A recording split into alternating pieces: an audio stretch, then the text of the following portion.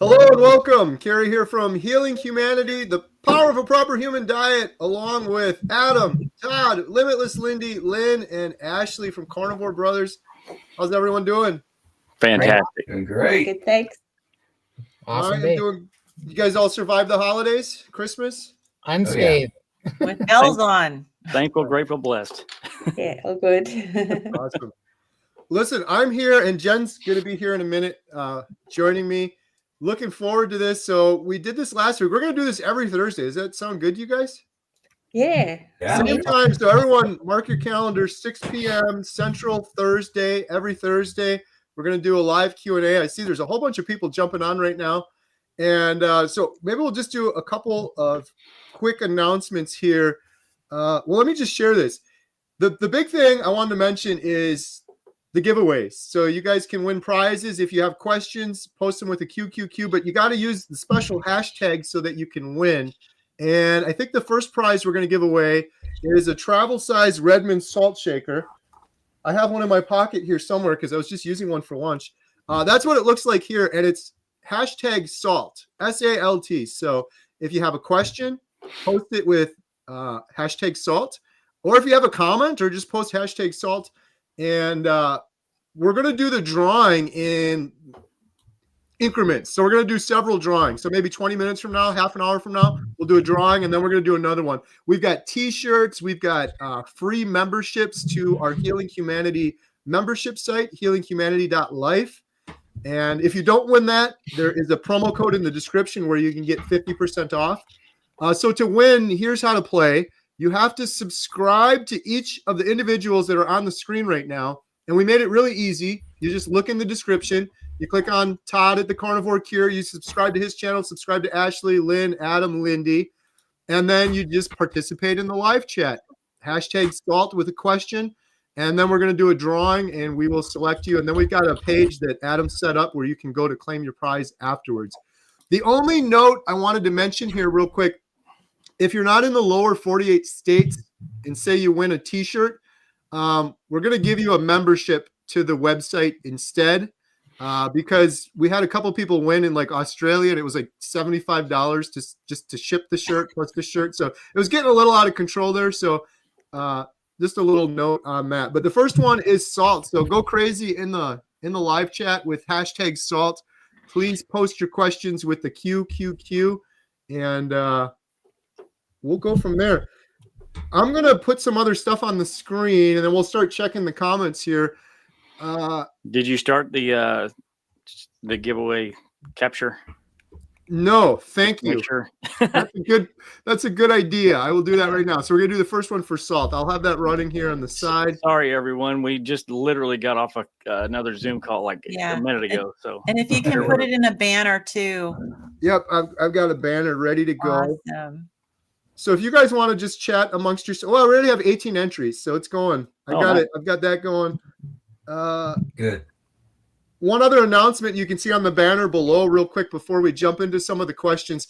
We are going on a rampage of carnivore inspiring stories meetups, and we got a big one coming up in Arizona. There's just a couple tickets left, and that is on January 4th. It's going to be at a movie theater, and I'm really excited. It's going to be one heck of an event. We've got some incredible speakers coming out there. There's a dinner afterwards. Huge shout out to Ashley Carnivore Brothers for arranging our meetups. We got one in Chicago the week after because we're carnivores and we can do back-to-back meetups weekend after weekend. That's going to be with Dr. Lisa Wiedemann, Dr. Tony Hampton. Dr. Kiltz is going to Arizona and Chicago, and we got some tickets left for that one as well. If you're interested, I have a link in the description or just go to healinghumanity.movie/events. If you are interested, though, you should do something about it now because if you wait, you're probably gonna miss out. That's what happened at some of the previous events. People kind of waited till the last minute. So this one right now, we got running $20 travel size Redmond salt keychain. Post your question or comment with hashtag salt as you see there on the bottom of the screen. Everyone survived Christmas okay? Unscathed. Yes. Hey, this was the first Christmas we did a smoked turkey. No extra brine, nothing. I did a salt brine, and it turned out fantastic. Isn't it incredible what just some salt and meat? It's so good. You don't need all that other. We have been misled our entire lives to think we need these complicated recipes and rubs and spices. I did the same thing with ribeye roast, and my brother-in-law was like, "What did you put on that?" And I was like, "You know what? I even forgot to put salt on it until the very end." So there was literally it was meat and fire, and it was incredible. Like that's all you need. That's awesome. Looks like okay, I'm just checking the chat here. Oh, we got lots of folks jumping on. Andy, hello, Andy, Hooligan Fish, Debbie, Don, hello. So you get extra credit, favorable consideration if you post a question with your hashtag salt, by the way. You get good karma too. Pop Eater said, salt, I've already replaced mine once, the lid wore out. Anyone else here got the little travel size Redmond salt shaker? Mm-hmm. I like mine, but I use a lot of salt to the point where I almost need like one per meal. Sarper said, love the new interview with the gal who healed from MS. I've shared the video with a friend. Hashtag salt. Oh, thank you for that. That was Diane. Diane is from Boston, and she came all the way out to our Montello Theater meetup. And I had a couple minutes to talk with her. Her story is incredible. Just with the MS that she had, they had her basically doing what she described as almost a sobriety test. Like if you got pulled over for drunk driving and you got to walk and you got to say the alphabet and all this stuff, that's what they were doing for her before. And then after Carnivore, she's like, I could barely stand up before. And after Carnivore, doing the same test, she's like, I was dancing. I could dance. I'm like, what? I'm like, you're just showing off now. What's going on? This is crazy. I know for those out there that have MS or a loved one with MS, I got to shut up my friend Dave Mack. I think he's had 5 or 6 individuals now with MS. Some of them that had scans with lesions on it before and scans after Carnivore with the lesions going away, which is just crazy. So I always say, like, if you're trying to inspire someone, try to find a video that'll match what they'll relate to. So if you know someone with MS, Dave's got quite a few. I think he has a whole playlist of folks that have done Carnivore with MS. That's awesome. Here's a question. Why don't carnivores lift weights? You lose weight, fix your autoimmune issues, but you still look like a healthy vegan. Lifting weights is the true biohack. I lift weights. But I didn't do it until after I lost all my weight and got healthier in Carnivore. Anyone else here lift any weights? Yeah, I do almost every day. Yeah. I use the X3 bar, but usually after people go Carnivore, they also are maybe a little bit more tolerant of others. Yeah, every once in a while I'll use resistance bands, but I think for some of us like me, when you've been ill for so long and severely overweight for so long, you have to be really careful at first because you're at higher risk of injury. And so Lindy and I we do our fitness challenge, and every week, and we're kind of both in that same boat. So we're always trying to figure out what can we do to exercise and not injure ourselves. So for some people like us, it's a process, and getting to the point where you can, have the energy even, and do it without injuring yourself is a little challenging at first. But no energy for like the first 5 months. It was like took me about 5 months before I even had any energy to exercise. Yeah. But yeah, I agree. Yeah. It's really healthy. You definitely want to put those muscles to use. Right. Yeah. But even without lifting weights, I gained 25 pounds of muscle. For sure. Nice. Mm-hmm. Yeah, and I do definitely want to incorporate it in the future. I've got a small set which I'm using now just to strengthen, because I don't have any strength in my arms or legs. So doing some weightlifting. I'm not going to go to a gym and work out there. I'm not in that sort of place yet, but doing it from the comfort of my home, definitely going to give it a try. And I have been using the small weights on my rebounder and on my vibration plate, and just doing some little arm curls and that just to strengthen my muscles. And that's been really good. So it's definitely an important part of the journey. So yeah, I'm not against it. Yeah, I'm with you all. I hated the fact that when I was overweight, I was misled to believe that the only way I would lose weight was to get out and exercise. And I didn't lose any weight whatsoever exercising. I lost all my weight by changing my nutrition. And then I wanted to exercise once I wasn't sick anymore and tired and fatigued and depressed and could barely get up. Then I had more energy to exercise. So For sure. I always try to get that message out to people. I always hate it when I see someone that's really overweight and they're exercising. It's like, great, that's awesome. More power to you. But I used to do that. And then I go back and eat some Doritos or something because I felt like I deserved it. Because I did all this exercise. Now I'm losing weight and calories. Yeah, the weight loss is not a result of lifting. Lifting is the result of feeling better and healing. Yeah. And Yes. that's the order that it went for me, for sure. Yeah, me too. And I like isometric exercises. I think that's a good stepping point to actually lifting weights, is just using your own body. And so I'll do like countertop push-ups, or I'll do a wall squat as much as I can, go down as far as I can. Or even if you just flex your muscles and hold them, it's a good starting point. Absolutely. We got a question from Welshie. #salt. For anyone new, there's a bunch of people jumping on. Please post with #salt for your questions. And we're going to be doing a drawing here shortly for a $20 Redmond salt shaker. What is everyone's plans for 2025? Anything exciting?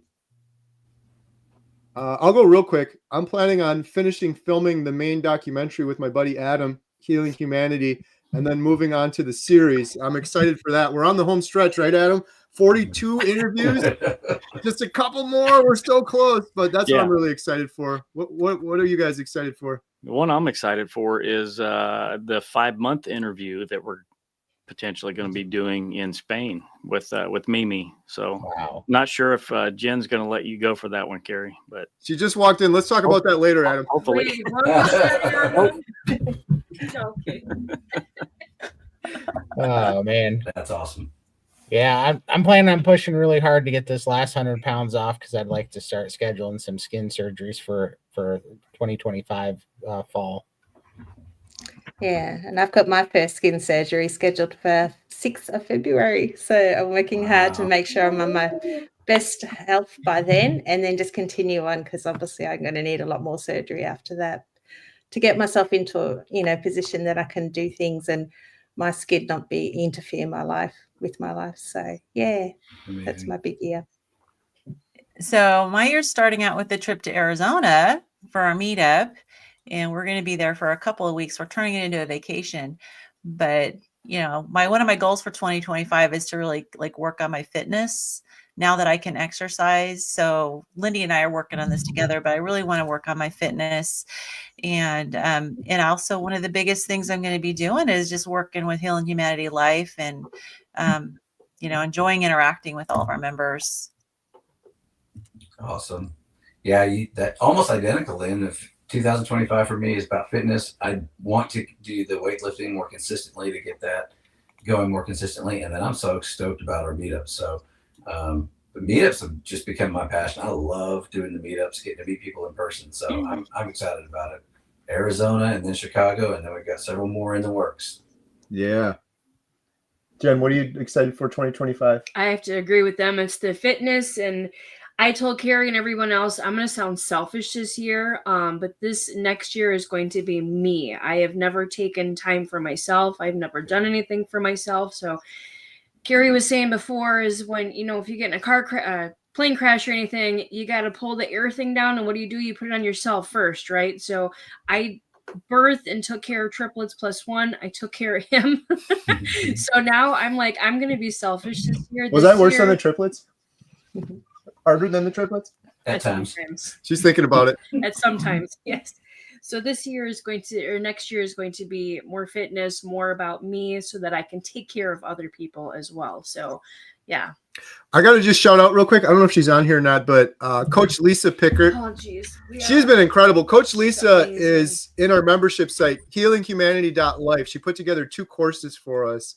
And she just reached out to Jen, and she's like, I want to help Jen. And she's become a really dear, close friend. She is like coach, friend, like sister now. An angel to me. I love her. She contacts me a couple times a week, and it's just somebody to fall back on. I love her so much. And she has an incredible course in the healinghumanity.life membership site. She's got a Wounded Warriors course and a liver detox course, but she's so passionate about what she does. She's awesome. She's going to be speaking at Arizona too. By the way, she's no pressure. Lisa, if you're watching, Lisa's going to be the first speaker actually. So Oh yeah, no after pressure the there. she's gonna knock it out of the park. She has such an inspiring story. She's So. amazing. Yep. Exciting plans for 2025 for everyone. So there's some new people that have jumped on. If you see there on the bottom of the screen, we're going to be doing a drawing here shortly. Hashtag SALT, post your question. And if you're interested in learning more about our membership site, we got a special going on right now where you can get 50% off healinghumanity.life. There is a link in the description below with the promo code you can use for that. Real quick, Carrie, before you continue on the membership site. So we don't do a good enough job, I don't think, in promoting the course that you put together, and it's Carnivore Diet Foundations course. So it basically sort of handholds you. You can go through at your own pace and learn how to do the carnivore diet from beginning to end. And you can watch it all in one chunk, or you can watch one lesson a day or a couple a day or whatever. And it really goes in depth on what you need to do in order to succeed. And that's just one of several courses that we have in the membership site that's free.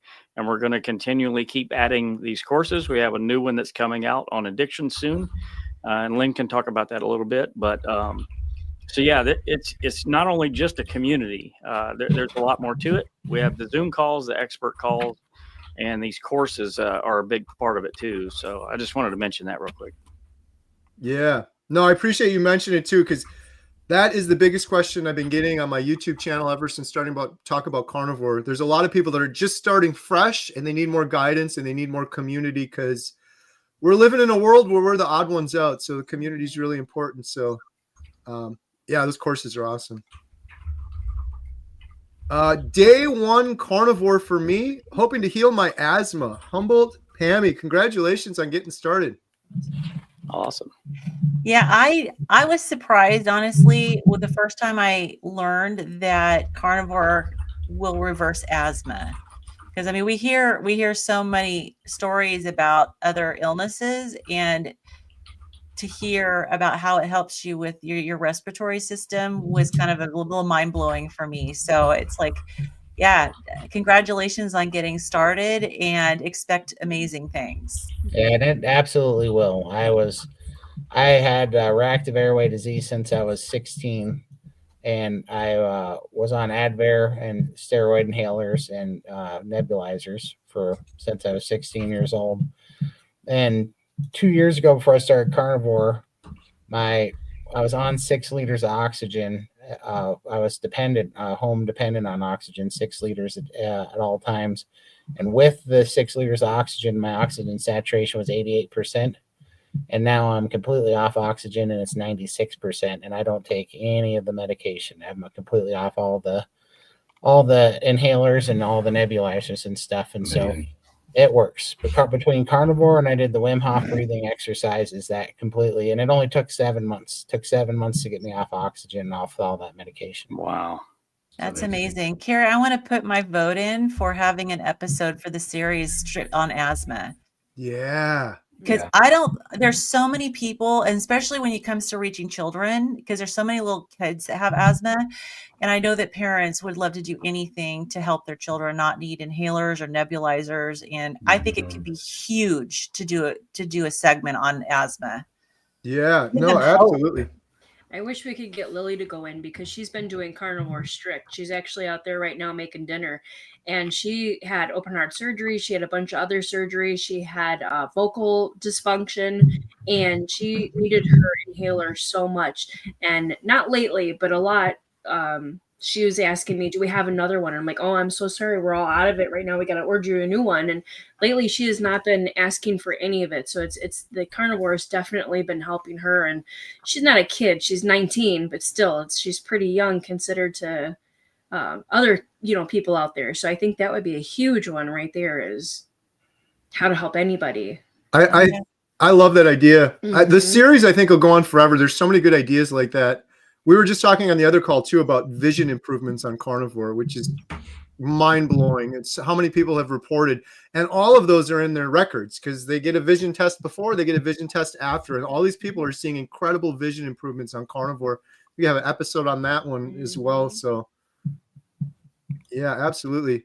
Not that Anna, my 20-year-old daughter has been having bad anxiety and other health issues, but I can't get her to at least try Carnivore.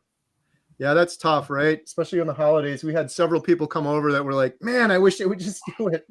My best advice, not that Anna, is see if you can find a video with an individual that will resonate or that your 20-year-old daughter can relate to. Maybe that will inspire her a little bit more versus than just a general like Dr. Berry video or something like that. There's so many good videos out there. Like I keep shouting out Dave Mack, Adam too at Carnivore Today. He's done a ton of interviews. A whole bunch of people on this call have done interviews at Carnivore. So you can almost always find different stories out there that may resonate or your daughter may be able to relate to a little bit more.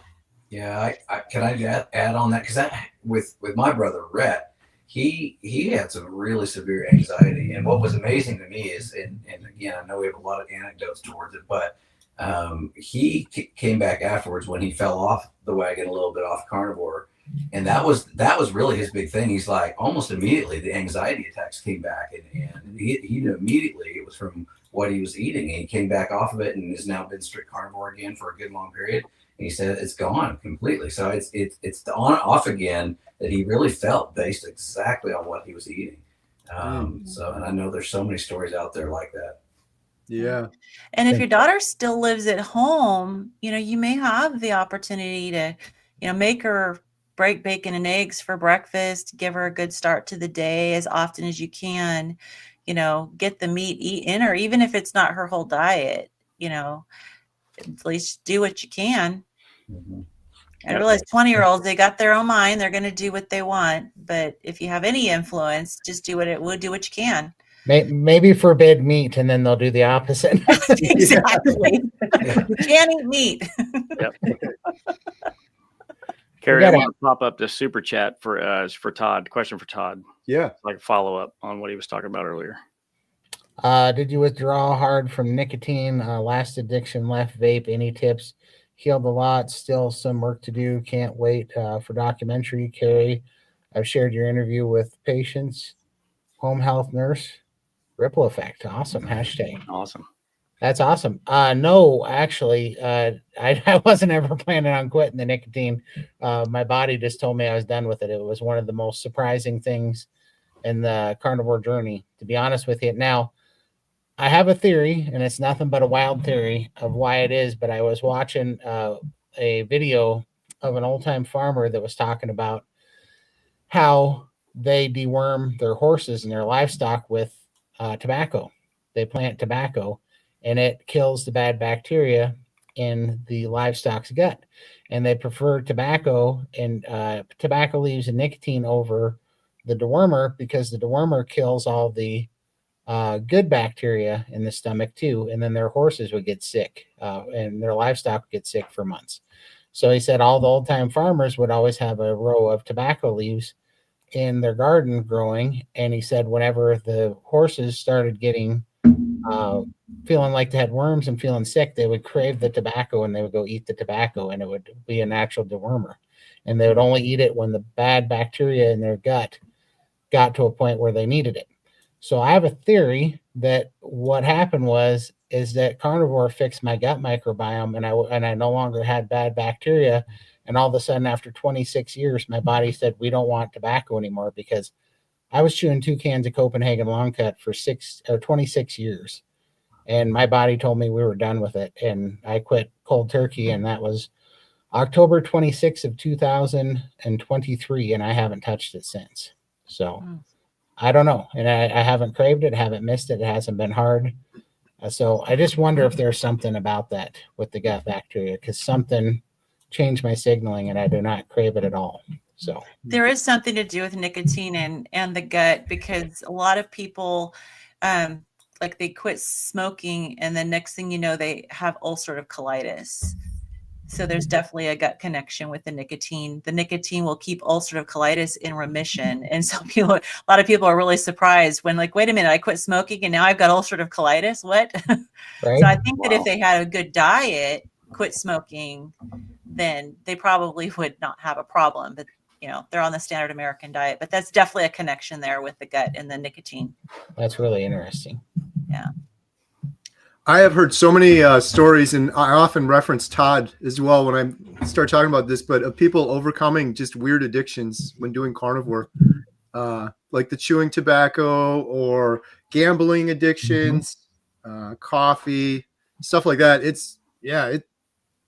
I know. I'm going to pick up Lindy and Max in Vegas. This will be the first time I went to Vegas without planning on going on like a 10-day binger.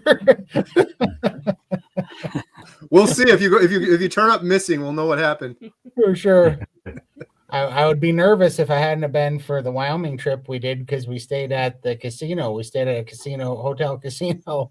And I was wondering, I wonder if this is going to be a potential problem, because I haven't been in one of these, and it was not even a remotely like no urges at all. It was crazy. Oh, that's great. The whole gut bacteria thing, I'm not going to talk about it because I won't shut up, but I think that's a big part of the puzzle that we have very little understanding of. But I think humanity's gut as a whole is destroyed from glyphosate, pesticide, sugar, all the garbage we're eating. But everyone that does carnivore, I don't think there's any diet better for your gut than doing carnivore. It seems like everyone heals their guts. And usually around 3 weeks, everyone has this whoa moment. And I think it's because our gut is healing. And then there's more healing that happens later and later, but hopefully it's some more uncharted territory that hopefully we'll start learning more on at some point. But yeah, my bloating went away almost instantly. Yeah. Incredible. Thank you for the super chat, Jeffrey. So wow, there's 304 people on here. We're at almost a half hour. Maybe we'll do a quick drawing for the first Redmond salt shaker. But first, a word from our sponsor. No, I just want to show you guys this real quick. I got to shout out Lynn, Adam, Ashley, the whole team, the membership site. It's incredible. Like, so much work has gone into this. So we're going to do a drawing for the Redmond Salt Shaker in just a second. But first, I want to show you guys this. It's just a quick 30 seconds here. Quick interruption. Did you know we have an incredible membership site for you called healinghumanity.life? We have a special offer going on right now. Learn more at the link in the description. We have courses. We have expert Q&As with the good doctors. We even have a Healing Humanity Heroes Zoom call once a week, highlighting real heroes that will inspire you on a path to healing. The community is wonderful. We're going to be implementing a buddy system so you can be held accountable, recipes, all sorts of great stuff to help you on a path to healing. Learn more at the link in the description below. I don't know if you guys saw that little picture on there, but Lynn has her before and after on the community tab, and that picture is so inspirational. What a journey Lynn's been on. Puts a smile on my face every time I see that. Yeah. All right, we have 62 entries for the Redmond Salt Shaker. So we're going to do a drawing here right now, and then we're going to do another giveaway. Let me share my screen here. We need that drum roll sound effect. Yeah, someone give me the drum roll. All right, you guys ready? Here we go. I'm going to hit it. It's going to be Homestead How. Right? This is for a $20 Redmond Salt Shaker. Poppy! What were you just saying? This was completely random, by the way. Didn't Bob just say he needed another Redmond Salt Shaker? I'm pretty sure he was saying that. Congratulations, awesome. Bob Beater, great member of the community. Bob, we'll have to get you the link. Adam set up a form. You just go fill it out, and then we'll ship you the Redmond Salt Shaker. healinghumanity.movie/giveaway. There we go. All right. So for the next giveaway, how about we give away a Healing Humanity shirt? I'm wearing mine right now. Right here, #ribeye. #ribeye. And you'll win a Healing Humanity t-shirt. So again, there's a lot of new people that have just jumped on. If you jumped on, all you got to do, the live chat in the side, post a question with #ribeye or a comment, but we prefer a question. And in just a little while, we'll do another drawing. and we'll randomly pick a winner, and we'll send you out a Healing Humanity shirt. One thing I have to say though is whoever the winner is, please put your size on there. I got where I'm like, I'm adding that to the form right now, Jen. Yeah. Adam set up a form now, so we're leveling up. So good. hashtag ribeye. Now we'll go back and take some more questions here. If you don't specify size and color, it'll come in an extra small pink. We got a bunch of those laying around. Your goal shirt. Following up on the asthma comment from earlier, that there was somebody, Kath Carr, put a comment on there that they healed asthma and after being on medications for 46 years. That's awesome. Wow.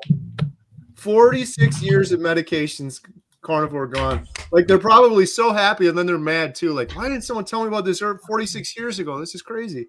Why does this still blow our minds though? It's like Right. amazing. Right? We should be like, duh.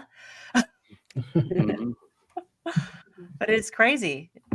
It's awesome. Yeah, we make it becomes normal. It does. Hearing all these crazy stories. Hey, Lindy, I wanted to tell you something really quick. So we had some family that was over, and Carrie always likes to show, his stuff with Adam when he was in London and when he was in Australia, and talking about the kangaroo that he was eating. But we saw a picture of you and your before picture and what you are now. My aunt, who is like totally, she's not really on board with carnivore, but she's like, oh my gosh. I mean, her face lit up. She's like, she looks absolutely beautiful. So I just wanted to throw that out to you, that you may have inspired Auntie Lane. I think you might. Yeah. I mean, she's 70 something. She's almost 80. She's going in for her second hip replacement in 2 months. And he just like tries to talk to her all the time. You're doing great, but you could be doing better. And you just came up, and she was just, oh my gosh, who is this lady? What did she do? How much did she lose? She looks amazing. So I just wanted to throw that out there. You have a lot of fans, and I think you might convert my aunt, which we've been trying to for a while. Oh, thank you. And please eat your meat. Don't calories do nothing. Just eat meat and eggs, and you'll be right. There.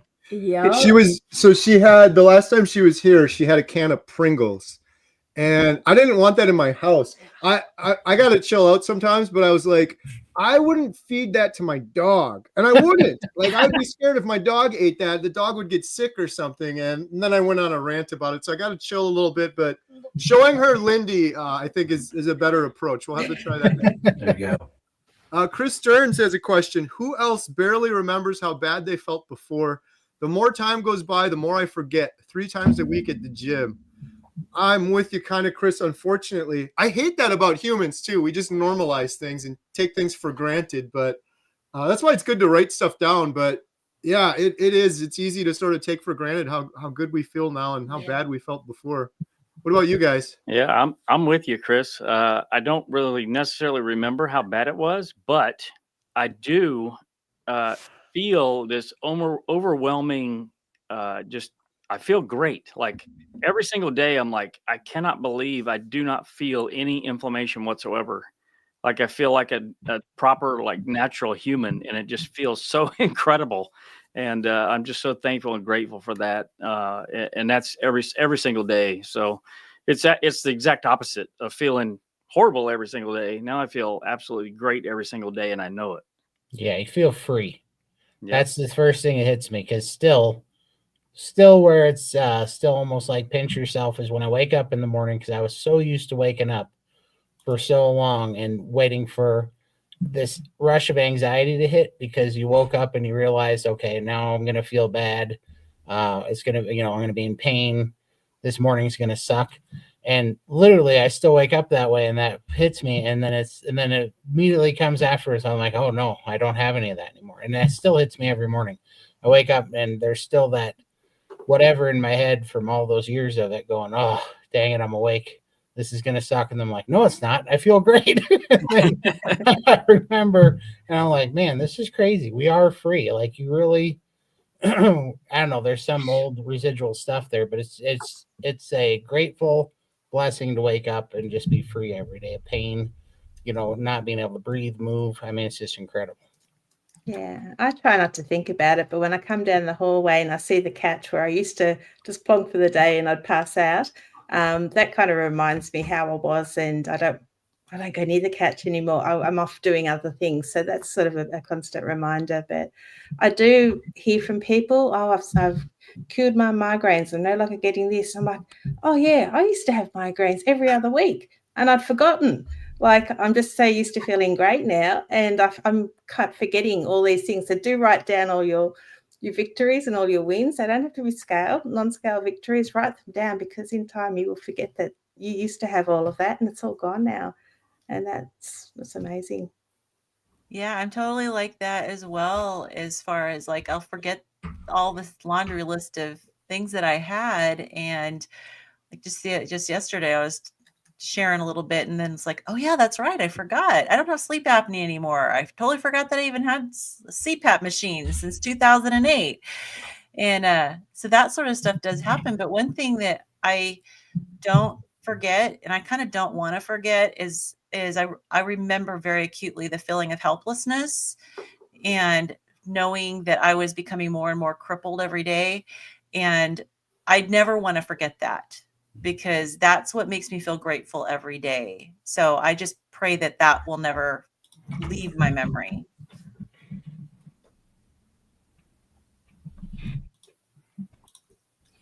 You wanna go?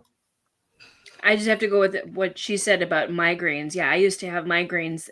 Literally, I would probably have, migraines 3 weeks out of the month, and it was ridiculous. And I guess I forgot about it, unless I go in the cabinet and I open it up. I'm like, oh, there's Tylenol or there's Advil, or something. I used to take those so many times per day just for the stupid migraines. And now I might get 1 or 2 every 2 months or something. So it's a good thing to forget that you don't have it. But then it's something that, oh, I remember why I'm doing this journey. That's why. Okay. So yeah, I feel ya. The last thing I'll say too is that having my little mantra that I always say, thankful, grateful, blessed, kind of reminds me, like, keeps me remembering I don't have the depression anymore. I don't have all those issues anymore. Right. So mantras are great for that. Thank you, Chris Stearns. Chris is coming up on 1 year on Carnivore in just a couple of days, by the way. Yeah. For those that are just jumping on, oh my goodness, we have 357 people. We're giving away a Healing Humanity shirt. We're giving away memberships. We're giving away all sorts of stuff. You just have to leave #ribeye in the sidebar with your question, and we're going to do a drawing here in just a couple minutes. And you have to go in the description and follow each of these awesome carnivores on their YouTube channel. Adam at Carnivore Today, Todd at Carnivore Cure, Limitless Lindy. I have a link in the description for each and every one here. It's real simple. Just click subscribe, support these guys, and leave the little hashtag in the sidebar with ribeye. We're going to do the shirt drawing here in just a couple minutes. Well, one other thing, Carrie, that and Todd pointed this out before, and I forgot. Forgive us, everybody. We're new at this. We're trying to get better. Todd's the ultimate master. So if you comment #ribeye on each one of the channels, then that is an individual entry on each of the channels. So it's multiple entries that you get. If you just do it on one channel and you do it 5 times on one channel, that's just 1 entry. But if you comment on all 6 of these channels, you get 6 entries. Nice. Got it. Todd master. All right. The next question is, Carrie, wondering how I can get meats for Carnivore for food since my finances are not that great since I'm trying to get a better job. The prices here in Texas are bananas. Just don't eat bananas and you'll be okay. Right. My advice is like baby steps, right? So often, like on my YouTube channel, I'll have videos of me cooking up a big steak. It's actually very rare, and I film that because it looks good on video. It doesn't look good on video cooking ground beef every single day, but the truth of the matter is I'm on Carnivore now. How many days? I don't remember now. Hundreds and hundreds of days. The most I eat is like ground beef or burger patties, which is really inexpensive, and eggs. I eat eggs almost every single day. So that's where I would start, eggs and ground beef. I know Dr. Barry's talked about this before, but for me too, like if I could only afford the cheapest meat at the grocery store, in my opinion, that's 1,000 times better than what I was eating before. And so that's what I would be doing. Ground beef, eggs, and inexpensive meat, way better than what we were doing before. Mm-hmm. So I want to chime in on that because I see they're from Texas and I'm from Texas. And I put out, whenever I see it, I put out a little short video on my channel to show where the deals are at in Texas, because the grocery stores around here, they'll do it all the time. This last week, unfortunately, you just missed it. This last week, ribeyes, the whole rib roast, which you can cut your ribeye steaks out of, was $4.97 a pound. And you can't, nowhere in the country can you beat that. That is a heck of a deal. And so if you pay attention to those sales very regularly, they've got ribeyes on sale, New York strips and different things for right at $5 a pound, sometimes $6 a pound. And I try and alert to that. But what Carrie's saying too, ground beef too. I don't pay $5 a pound for ground beef. I wait till it goes on sale for $2.99 a pound, and things like that. So I've got lots of tips and tricks on that, because it's not that. I mean, I obviously want to be conscientious of my budget, but I'm just cheap, so I like to make sure I spend my money wisely on things like that, and very rarely do a big splurge like that. But Texas is actually a great place to buy meat, especially compared to other parts of the country. So you can definitely find some good deals. Good For stuff. sure. And I find beef is very satiating. If I have like chicken or other types of meat, fish, I find I'm hungry within 2 hours and I need to eat again. But if I'm having beef, I might just have 2 meals and sometimes 1 meal a day. So if you're just having that one meal, it's quite cheap. You're not eating 3 meals. So yeah, just let's see how you feel there. But I've actually bought a brand new car with all the money I saved on buying other stuff. Nice. So to me, Carnivore's been a great savings for me. So Right. And here in Washington, I mean, grass-fed ground beef, rarely under $9 a pound.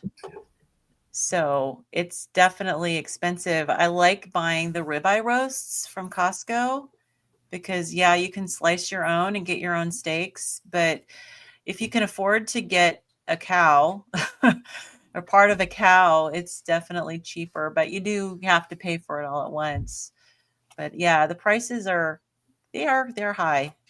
Yeah, well, and like Ashley said, look for the sales. I couldn't believe it, but just on Christmas Eve, there was a store here that I like that had rib. I was not prime, but what's the other one? Choice. Yep. They had choice ribeye on sale for $7.99 a pound, which for our area is insanely good price, because usually choice ribeye is $19.99 to $24.99 a pound. So yeah, when it was $7.99, I bought 100 pounds worth, because I was like, it doesn't get any cheaper than that, and that'll last me a couple of months, and so it's pretty affordable that way. If you can afford to do a little bit of budget up front, invest in a freezer. They're not that bad for a garage freezer or something like that. Stand-up freezer, I think even you can sometimes find them used that still work great. That's how I bought the one that I've got in our garage. I think I paid $50 for it or something. It still works great. And then a vacuum sealer is another thing. So when you around the holidays, when those things go on sale like that, that's where I told my wife this last week. I said, I must be spending some money on some meat. Get ready. And I bought a couple $100 worth of, cut all my own steaks up, vacuum sealed, and restocked the freezer. And that is absolutely a great tip to help save money over the long haul. It's a little more upfront when you go to do that, so plan accordingly. But it'll save you a lot of money in the long haul. And that meat in a vacuum sealed bag like that will stay good in the freezer for at least a year. Yeah. And I don't know if this is the same where you guys live, but at least where I live, lamb is cheaper than beef. And it's another ruminant meat. So lamb is an option. And so if you want something that has a little bit more cost effective, but still a good quality meat. Good stuff. All right. Question for Adam. It's actually a question for both of us, but I'm giving it to Adam. Hey, I love you all. What is the update of your documentary? Well, we just finished filming the 40th person not too long ago, and we have a few more to go. We have a 5-week trip in Spain that we still need to record, but the majority of the filming will be done. All the other filming will be done at that point. We are having a writer come along and find out if we have any holes in the actual script, if you will, to make sure that there's no additional filming that we need to do to fill those holes, but that should be minimal. And then it's about a 10-month process to do the edit. So we're looking for the end of 2025, somewhere in there, to be finished with the movie. All right. It's awesome. Question for Lynn. Does anyone know when you read labels and there is an amount for sugar and an amount for carbs and an amount for added sugar, do you count all three toward your carbs? I never buy anything with sugar at all. So it's kind of an interesting question. So let's see, amount for sugar, amount for carbs, and amount for added sugar, and they all count, three count towards your carbs. I mean, I would say the total carbs would probably be the one that you're looking at. Like, I honestly don't, if there's a carb in it, I don't buy it, because I don't do any sugar at all. But I mean, I would look at the total sugar. I don't know about the rest of you guys. If you buy anything with carbs, I just don't. Yeah, I think the total carbs actually includes all of the sugars that are in there too. It's all in the total carb number that is inclusive of everything that would contribute to being a carb. Yeah. All right. I'm going to try to divvy some of these questions out to the panel here, just because we got a lot of questions. 368 people on here. So hashtag ribeye for a chance to win a Healing Humanity shirt. We're going to do that drawing in a minute.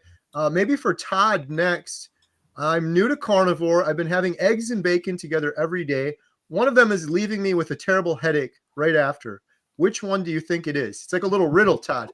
It is a riddle. Well, it could be either, because I don't know how clean your bacon is. And so that makes a big difference, because bacon can be dirty, but also the egg whites can be rough. So I would start by checking your bacon real close. And if your bacon's not real clean, then it's still probably going to have the preservatives in bacon. Nitrates. Mm-hmm. It's still going to have some nitrates in it. And so unless you have a sensitivity to that, but the easiest one would be to take the egg whites out and see if the yolks alone cure that, because I take a lot of eggs a day, generally about 36 to 54 egg yolks a day for testosterone. And the egg whites were putting me through not a pleasant time. So the egg whites were definitely causing some issues with me. So I'd try that and just make sure that your bacon's clean, and I bet that would clear up for you. I just also, it depends on how new you are to carnivore. It says you're new to carnivore. So, headaches are not unusual in the first 30 days for that transition and the stuff that your body's going through, because there is some withdrawals, especially from some of the things that you've cut out if you're doing a really good job cutting out sugars and things like that. So that may not be unusual. So definitely try what Todd suggested, but I'd be surprised if the headaches lingered much past that. Yeah, very good point. And if it's all clean, like he said, like Todd said, if it doesn't have the nitrates, if it's all clean, it could be a histamine issue, because bacon is high histamine along with egg whites being high histamine. So it could be a histamine issue. So if it's clean, it could be both. It could be the egg whites and the bacon, because they're both high histamine. Whitney said the detox course is great. She's talking about her Healing Humanity course. I have to rewatch it and write down the ingredients again. Oh, thank you, Whitney. Also check, there's a PDF. So make sure you don't miss the PDF that Lisa included. It actually has the information about the detox in the PDF with the course. All right. Maybe for Lindy, I'm going to go one by one here. Hooligan Fish. So did I hear that right? Healing Humanity group streams every Thursday, followed by SBG on Friday. That's awesome. I love these group live streams. We definitely need more. Amen. Yes, you're hearing right. I think this is our new permanent time slot, I believe. Yep. And then, SBG does your Friday, which is Thursday, Saturday for us here in Australia. So, look forward to seeing you there. Lynn, question for Lynn. Everything got better for me health-wise on carnivore, but I do get itchy skin occasionally. Any idea why this can happen? Histamine. That's an easy one. So if you're getting any reaction on the carnivore diet, my first thing is to see what happens if you go low histamine carnivore. because the itchiness is a really good indication that it's a histamine issue, because that's a super, super common histamine reaction. So,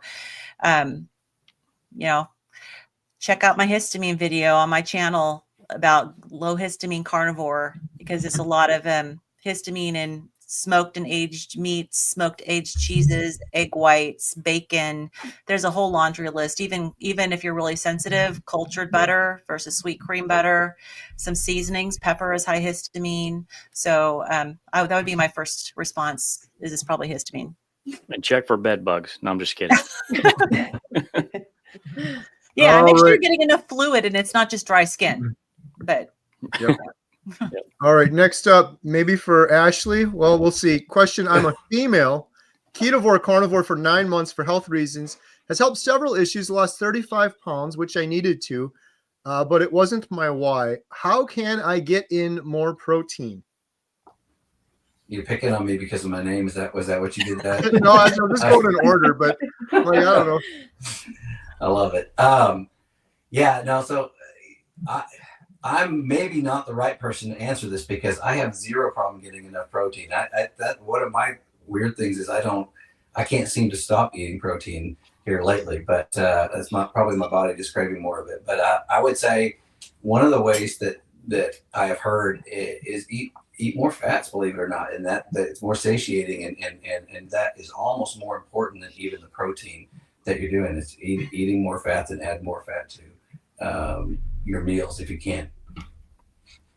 Yeah, I'm someone who undereats because I have a lat-bone restriction, so it's difficult for me to get enough protein in. So what I have to do is I can't sit down and eat, 3 meals a day. I have to eat 6 meals or even 8 meals, break it up into smaller pieces, and just have a couple of bites every hour. And that's the only way I can get the food into me, the protein and obviously fats as well. But, I would say, maybe track your macros for a little bit and make sure you actually do need more protein, because unless you've actually tracked them and you're really not getting very much protein, you may, like Ashley said, it may be fat that you need more of, and you may be fine with your protein, because a lot of people need maybe 75%, 60 to 75% of their calories should be fat. So maybe just double check it, make sure that's what you really need. All right. Question for Jen. Oh boy. Is today's event on healing humanity already over? Oh, we're doing it right now. This is, I'm not sure what you're asking, but yeah, we're live right now. We did do an Inspire Together event on the Healing Humanity Life site before this. But this is live otherwise. They might be confused because we did change that time today, and we apologize that we moved that time slots with such short notice. Right. Question for Adam, or whoever wants it. I'm going to just keep calling on people so we can get through a bunch of questions. I'm trying OMAD, more fasting to break a cycle. That sounds like a good plan. Maybe report back on that and let us know how it goes. Yeah. Chris Stearns. Chris, thank you for the super chat. $5 super chat. My email has been blowing up when new members are joining healinghumanity.life like every day. Always makes me smile. The ripple is becoming a wave. Thank you, Chris. Appreciate that. And if you're a member, and I love the fact that Chris likes getting all the email notifications, but if you are a member, I just want to let you know, if you don't like all the notifications, you can go in your settings in your profile and click off if you don't want to get them. You can completely customize all of your notifications. Good stuff. So there's a lot. We're gonna hit 400. Come on, guys, hit 400. Share this on Facebook. Let's go. I'm gonna just keep calling on individuals, but if I call on you and you don't know, like, feel free, and we could give it to the question to someone else. I'll just keep going in order here so we can get through as many questions as possible. Hashtag ribeye to win the Healing Humanity shirt. Next question is for Todd. Does having butter or cream in coffee or taste testing for meal prep break a fast or interrupt autophagy? Yes, I believe it does for sure. I think any kind of fat or calorie that you put in, I don't even particularly care. I don't drink coffee. I haven't drank anything but water in 2 years now. So yeah, I get pretty strict about that. Even when I'm doing dry fasting, I won't even take my iodine with water. I put it on my tongue when I'm doing that because I don't want to break my dry fast. So I get pretty serious about it, but definitely the fat will break a fast for sure. For a short period of time, for a very short period of time. I mean, there is such thing as fat fasting, but I'm not a big fan. I really like to get in the zone and stay there. So, all right. Question from Laura for Lindy. My hair became thin and coarse. Do I need more fat or iodine or both? Well, I found I lost a lot of hair. It became very thin, and I needed to prime, which is just basically eating a lot. I was under eating and also increasing the fat. Iodine, I'm not sure. Maybe Dr. Bright's a good resource on that. She may have some information. I know it does help a lot of things. I'm not sure about the hair loss. Maybe Todd knows if that's a hair loss thing, but definitely increasing the amount I'm eating and fat for me is what stopped my hair loss. It would be a thyroid thing. So I would say if you're concerned, it might be potentially a thyroid. Make sure you get a thyroid panel and just double check. Sorry that Jen and I are laughing. We weren't laughing at you guys. We have a cat outside the window that is being very obnoxious right now. I don't know if you guys heard that or not. That was crazy loud. That's our cat who comes in and out at 3 a.m. and wakes me up and drives us insane. Okay, next question for Lynn. Well, maybe for anyone. Maybe Lynn knows this. Do we have long sleeve shirts? I don't know. I think we do. I know we do. Well, we do on the Spread Shop site, which I think we have those on healinghumanity.life and maybe healinghumanity.movie under merch. Yep. Not for the giveaway, though. Yeah, not for the giveaway. The giveaway is a short sleeve shirt. Question for Jen. Oh, boy. Did you have a good Christmas? I'm looking forward to starting Carnivore next week. Okay, first thing, starting Carnivore next week. Good for you. But I'm going to be that one. You need to start now. Yeah. I'm sorry. I was there. I've been there, done that. My downfall for that was I'm going to start Monday. I'm going to start now. I'm going to start next week. Seriously, start priming yourself right now. I'm sorry if I'm out there, but I've only been doing this for 280 days, something like that.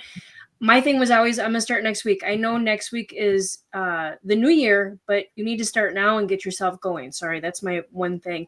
And Christmas was absolutely amazing here. We talked about it in our previous live stream that this year we asked people to bring sides because we are all carnivore in our household. We have a 6-family carnivore household. And it was kind of silly this year that we had to ask people to bring what they wanted to eat because we refused to have that in our house.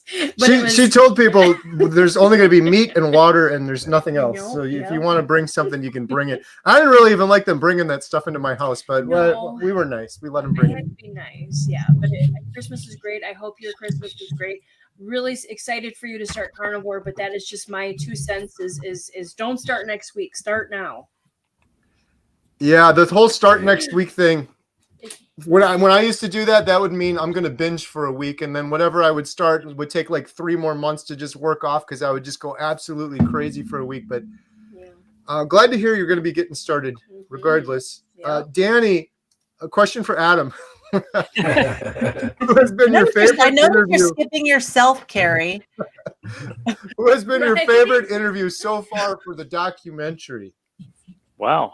It's really hard to choose because all of them are so incredible in their own way. Right. Who's your favorite kid, Adam? Who's your favorite child? Yeah, right. Exactly. I don't know. I'd say Carrie because I actually got to do the interview. So that's my favorite one because that's the only one. There you go. Yeah. For me, it's really hard to answer because it sounds like a political answer, but they are also unique and different in many ways because we're interviewing different people. Definitely have to be Jeff and Bill at the top for sure. Yeah. Yeah, I guess hard to argue with that one, but yeah, they're all good.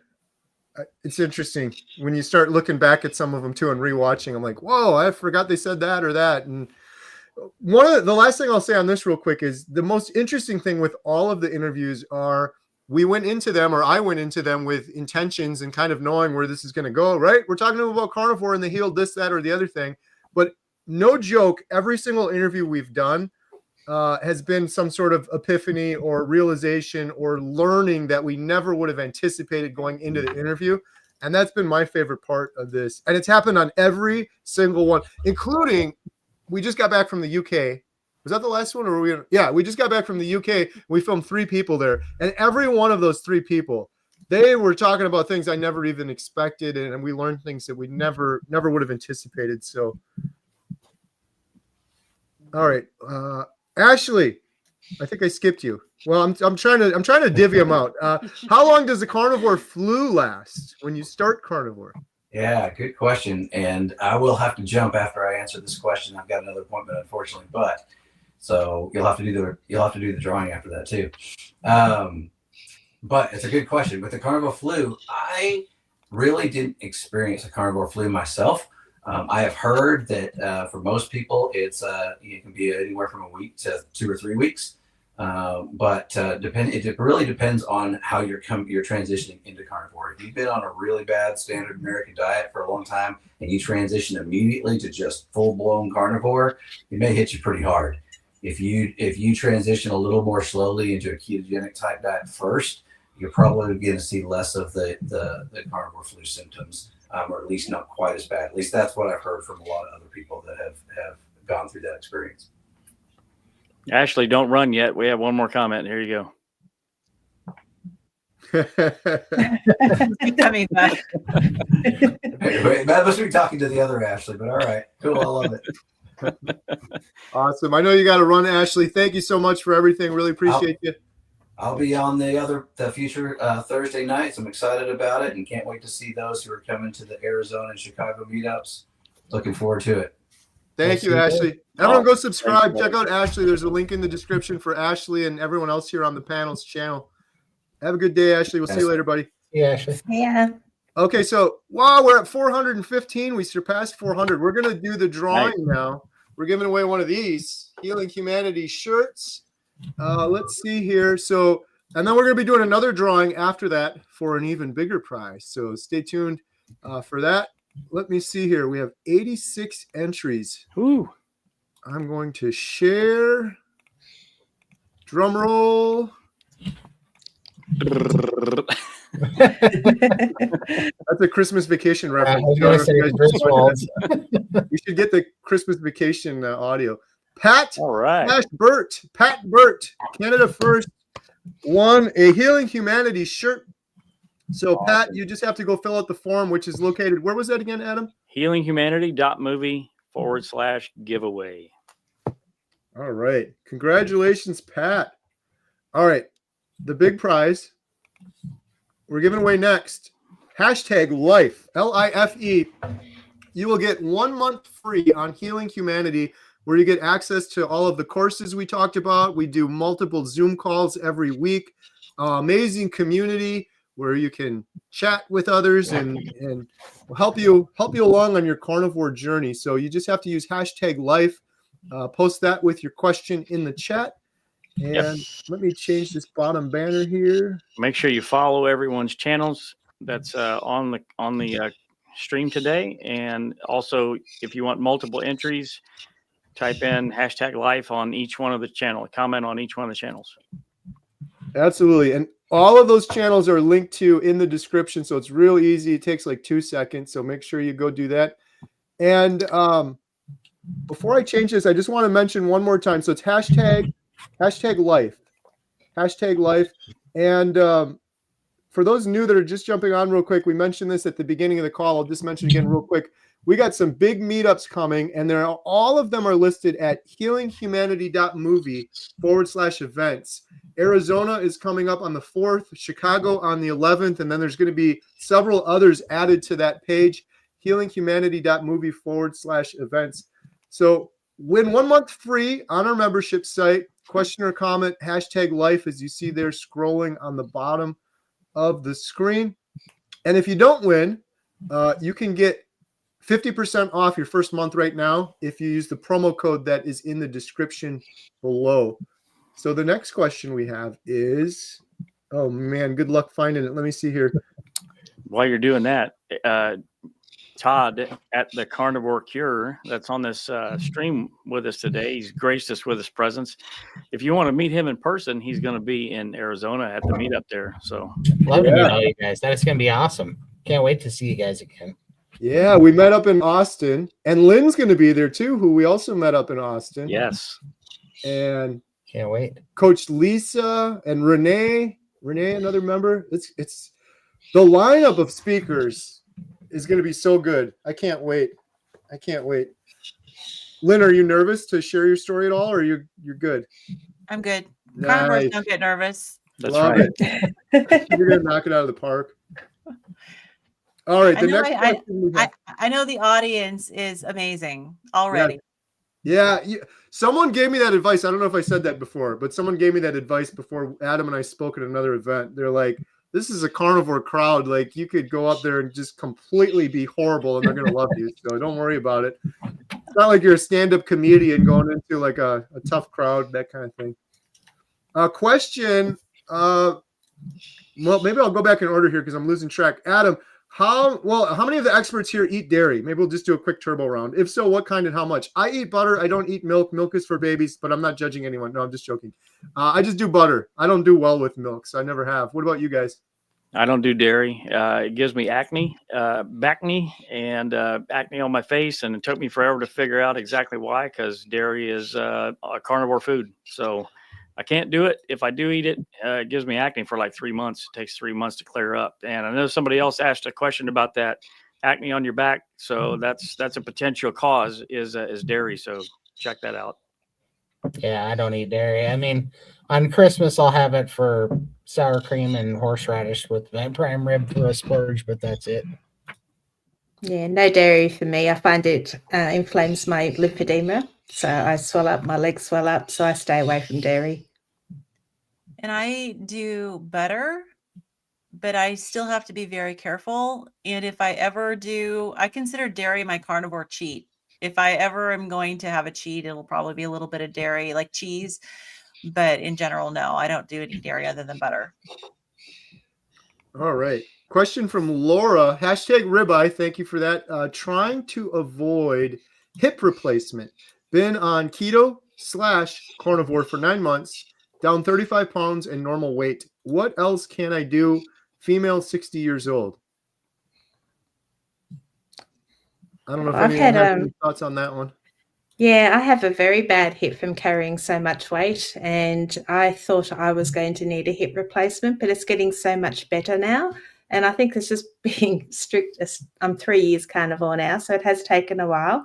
And if I over-exercise or walk too much, it does tend to hurt a little bit, but it's not constant like it used to be. So I think, give me a few more years, I'm pretty sure I can avoid hip replacement surgery. So I just say stay on track. 9 months is fantastic. I'm 3 years in and I've still got a long way to go, but I believe that I can avoid it. So just hang in there. All right. Question from Chris Stearns. Has anyone seen a video of carnivore turns vegan? I've seen a ton of the reverse. No, I think that'd be about as rare as seeing somebody make a ribeye taste like a carrot or something in reverse. I don't think that exists. Who would want to start chopping all those vegetables anyways? Right. Carnivore is so easy. Yeah. Dakota is asking, does it feel like your birthday every day when your clothes slide on? Oh, my clothes are sliding off. They're coming too big. So I've got the reverse, and it does feel like a birthday. I'm happy about that. I need to save money to buy new clothes. It's amazing. It's like I've dropped 12 sizes, and the funnest part for me is purging my closet and purging all the old clothes. And I was just recently purging my pajama drawer. It's one of the things that I had not touched since I became carnivore. And I pulled out a pair of my pajamas. It was a favorite, like bottoms. It was my favorite pajama bottoms. And I held it up and I would fit in one leg. And so, yeah, those would slide off for sure. Yeah. All right. Question: should those of us in Wisconsin be taking vitamin D? If so, how much? Anyone here from Wisconsin? Well, I'm from Washington State, so I probably could answer this. I was going to say probably. You probably Yeah. should be taking vitamin D or getting as much sunshine as possible when you can. But yeah, Lynn, what do you got going on in Washington there with all the clouds? I can just share what my naturopathic doctor instructed me to do. And she basically said that I need to be taking about 10,000 IU a day during the winter time. But I would definitely recommend getting your vitamin D levels checked and make sure you know where you're at. And, it's one of those things to monitor with blood work and evaluate if what you're taking is sufficient or whether you need to be taking more or taking less. Absolutely. So for those just joining, hashtag life, LIFE with your comment, please. And we're going to be doing a drawing, giving away a month free membership to healinghumanity.life. Jen is back. Question for Jen. Oh boy. Do you have any advice for carnivore beginners? Should I cut out breakfast? You have to talk a little bit louder because you're kind of far away. Well, congratulations for starting. That's a big step right there. I personally eat one meal a day. But I've been doing this for 277 days. I would personally cut out, how would I say it? Like, you're starting carnivore, so obviously to not eat sugar stuff. So you want to get rid of your cereals and all that stuff, your bread. I wouldn't cut out breakfast per se. When I started, that was like my thing, is I would do like OMED, and then I would do keto, and then I went to carnivore. So I always ate breakfast. I had eggs and a lot of butter. I don't eat bacon yet. So normally every morning I make Carrie eggs and bacon for breakfast. So I think personally, they always say breakfast is the most important meal. I don't believe that. I think fasting, I personally fast till like 2:00 every day, but I guess it's on how you feel. Like, are you hungry in the morning? Can you wait for a little while? Yeah. I personally wouldn't cut out breakfast. One of the things that's worked well for her is taking baby steps into doing carnivore. So, but a lot of us, like myself, just jumped right in, pulled the Band-Aid off and did it. But she tried doing that and then you failed. So your advice for people has been take baby steps and maybe do a little bit of keto. And then if you're going from standard American diet, maybe do keto for a while and then do carnivore. So your gut bacteria, gut biome can sort of adjust. But or fasting for a little while. Like I said, I eat one meal a day. So I think fasting would be a really good way to start. Yeah. The last thing I'll say real quick is, in terms of any advice for beginners, my biggest advice is to do your research. Don't just jump in and get started. There's so many great videos out there. Some of them you can watch in 10 minutes and you can learn an incredible amount of information. Like Dr. Barry has Carnivore 101, Carnivore Basics, how to get started. If you're in our membership site, we have the Carnivore Foundations video that you can go through, the course that you can go through, but make sure you understand what you're doing before getting started would be my advice. My biggest advice, if I could say one more thing, is eat a lot of fat. Like me, I hate eating steaks. I'm not into steaks, but I eat a lot of burgers. And burgers don't have too much fat in it, so I integrate it, and I eat a lot of butter. Like if I don't get headaches really anymore, but if I'm feeling faint or I'm feeling kind of funny, I'll go in the fridge, or Carrie will say to me, go eat some fat. I'll go in the fridge and I'll just take a bite of butter. So that is my biggest thing, is if you feel like faint, if you don't feel well, I would go in the fridge and get some butter and start out with electrolytes as well. I don't have electrolytes anymore, but I think that was a big thing for me, was for when I was kind of introducing myself, was just drinking a lot more electrolytes. All right. Question from Stephanie. Waiting for energy to burst. Laugh out loud. What could be wrong? 7 months, 43 pounds lost, but still fatigued. Anyone want to take a shot at that one? Could be not enough fat. Yeah. That's what I was thinking. Yeah. Stephanie, maybe make sure you're getting enough fat. That would be the first thing I'd take a look at. Yeah, and there may be more healing to do as well, potentially. Yeah, fat adaptation, and then lymphedema mobilizing stored body fat can be difficult too if you have a lymphatic drainage problem. So. And are you sleeping well at night? Sleep's a big part of it. I know I don't tend to sleep as many hours, but I have a really good sleep. So if you high cortisol levels, have some butter. So there's the fat again, and hopefully you bounce out of bed and wake up refreshed in the morning. Yeah. Good And stuff. it could depend on what you're eating too, because are you eating dairy, or some of the things you might be eating could, even carnivore foods could still be a little inflammatory, and so maybe really look and see if you need to go a little stricter. Carnivore Doty, dude. Hi, I'm 16, and for some reason my memory stops working. The carnivore diet would help? Question mark. Absolutely. Yep.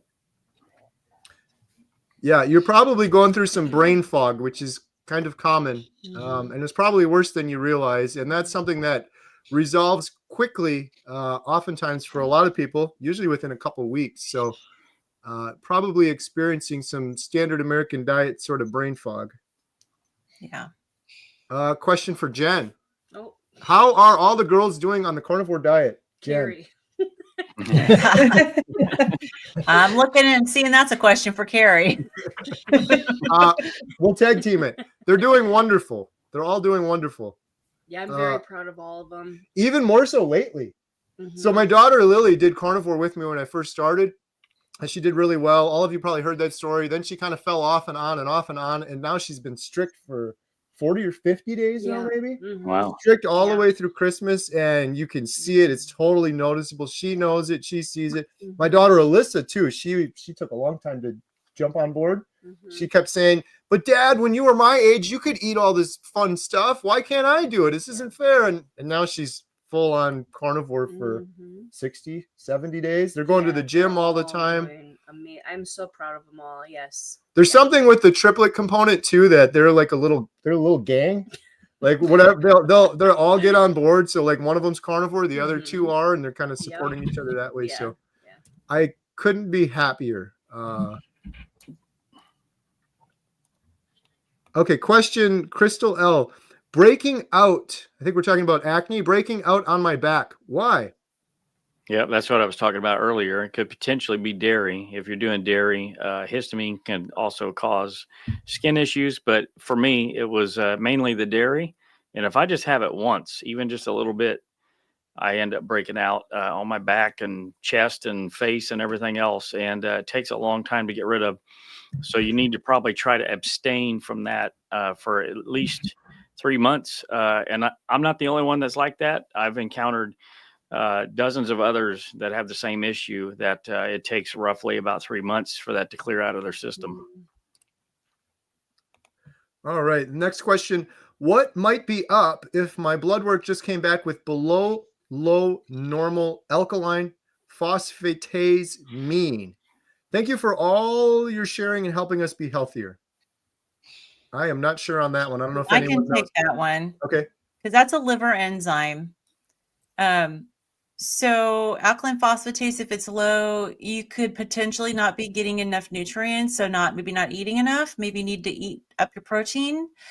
It could also be low if there are some issues with your thyroid. So I would definitely say get your thyroid levels checked and maybe get your nutrients checked, zinc, magnesium, potassium, all of that, and just see if there's any sort of nutrient deficiency or B12, So if you have a naturopathic doctor or an integrative medicine doctor that works with you on the nutritional labs, say maybe connect and see if you can get some of those done.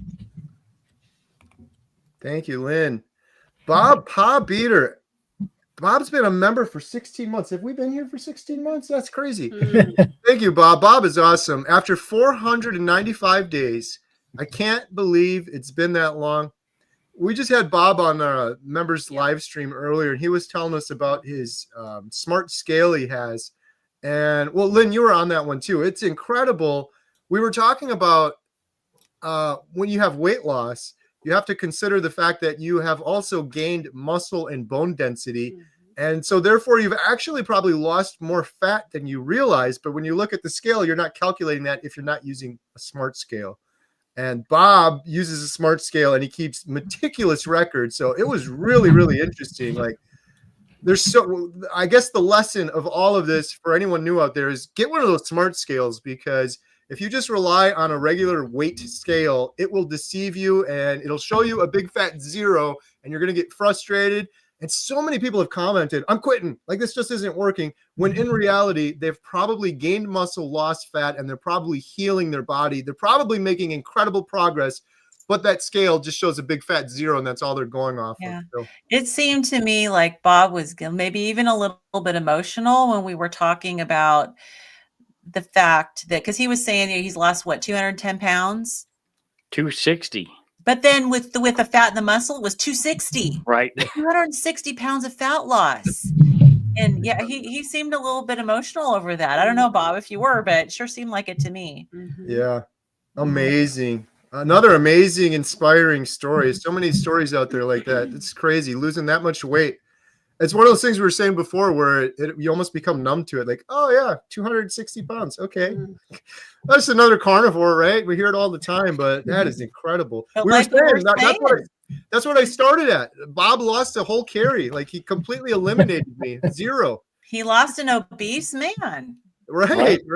Or triplets at 12 years old? Crinkle 76. Are sugar-free drinks still bad? Yes. 110%. Yes, they are poison. They wreck your gut microbiome. They screw up your hunger signals. I mean, they still keep you addicted to sugar. They're every bit as addictive as sugar is. Like, yeah, you got to get rid of those. That was my main addiction. That addiction to sugar-free energy drinks was worse than my gambling addiction and my nicotine addiction. Oh, wow.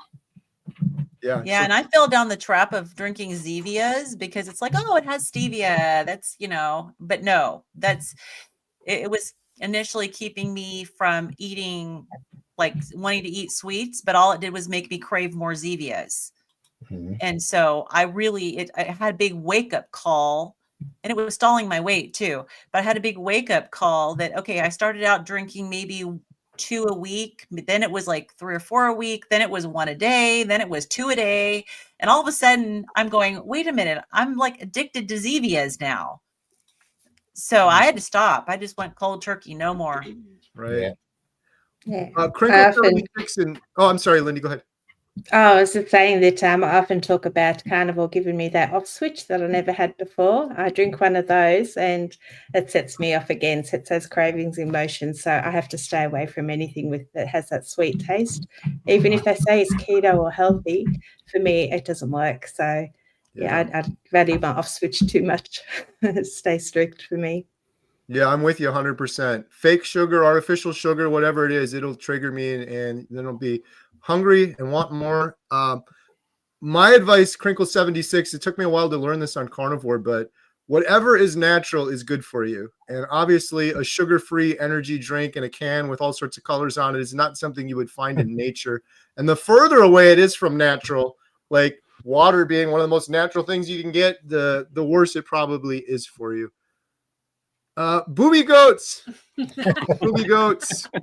YouTube hates me, probably because your name is Booby Goats. It blocks my comments on videos. I just want to say thank you. Humanity needs healing. Thank you, Booby Goats. Booby Goats was on my channel, and she has an incredible story. I think we just like saying that name. I do love saying Booby Goats. It's like the perfect 2 words. Carnivore Chans. Question for Jen. Hey, Carrie, have you ever considered marketing and producing the Powerball for mass production? No, I have not, but the Powerball should be free for everybody forever. I don't want to make a profit off of the Powerball. So if anyone out there wants to do that, go for it. But that's the beauty of Carnivore, right? We don't need products for it. Just beef, butter, bacon, eggs, scrambled up in a bowl. It's incredible. I will say if you're a new carnivore and you need a go-to meal, man, the Powerball got me and the triplets through the early days of Carnivore, and I feel incredible. when I eat a big bowl of scrambled eggs with some bacon and ground beef, a little bit of butter mixed up in it. You just gotta. How would you even make it shelf stable without adding a bunch of garbage? Exactly. Yeah. I don't think it's possible. Gwen, question. Adam, what is your favorite cut of meat? I would say probably ribeye, but I do get a lot of enjoyment out of a chuck roast. Just slice it up into thick steaks and sous vide cook it for 24 hours and sear it up afterwards and eat it. It's delicious. What about that kangaroo meat, Adam? Second on the list. That's number 3. All right. Before we go on to the next question, should we do another drawing? It's about that time. Close to that time. So for everyone that left a comment with #life, we're going to do a drawing now for 30 days free membership on healinghumanity.life. Let me make sure I have the thing ready to go. The cool thing is, if you forget, which I'm not saying I did, but if you forget to do that little tool, it still works after the fact. So let me make sure. Yep, we got 50 entries. So we're going to do the drawing with a drum roll from Christmas Vacation movie. Yep, we were just watching it. Here we go. This winner is going to win 30 days. 30 days Healing Humanity membership. Paw beater. TK Carnivore wins. Congratulations, Right. TK Carnivore. And Adam's going to tell you where you can claim your prize. Please go to healinghumanity.movie/giveaway. Adam, that was good. Nice. Is that your radio voice? It is. It is. All right. For the next giveaway, we have option 1, 2, or 3. What do you guys think? Shirt, membership, I salt think shaker? I think a membership. That's what I was thinking. That's the good prize, right? Yeah, for sure. All right. Okay, so here's a question. Will it start It'll do like it again. will the previous #life entries count for the next one too? Nope. No, it'll start over. Okay. So if you put #life already, you got to put it again. Correct. So #life, you got to put it in there again with your question. And we're going to be giving away a 30-day membership to healinghumanity.life. And again, if you don't win, there is a limited time promo code where you can get 50% off your first month in the description below. Healinghumanity.life is the website. We're on there with multiple Zoom calls every single week, including our Breaking Addictions call, which is turning into one of my favorite calls, by the way. And huge shout out to Lynn, Midlife Carnivore, who is just killing it with these calls. And you did several holiday calls. I was able to make one of them. I missed the one yesterday, but that was a lot of fun. It was really great talking to people. Yeah, it is. I feel like yesterday's was amazing.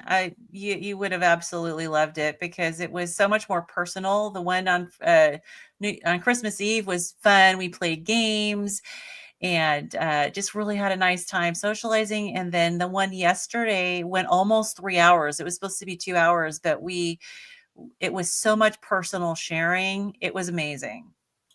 Wow. Yeah. Question for Adam. Need to add salt to the sign up form. I'm pretty sure it's there. I did go and check that. I tested it and it looks like it's still there. So if it's not, maybe send me a message on .life. All right. Laura, any events near Lexington, Kentucky Central?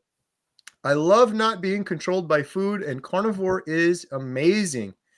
We don't have any events near Kentucky yet, but I have a feeling we're going to have events all over the country. Not just when we're done with the documentary, we're going to be doing a series, and the series I think is going to go on forever.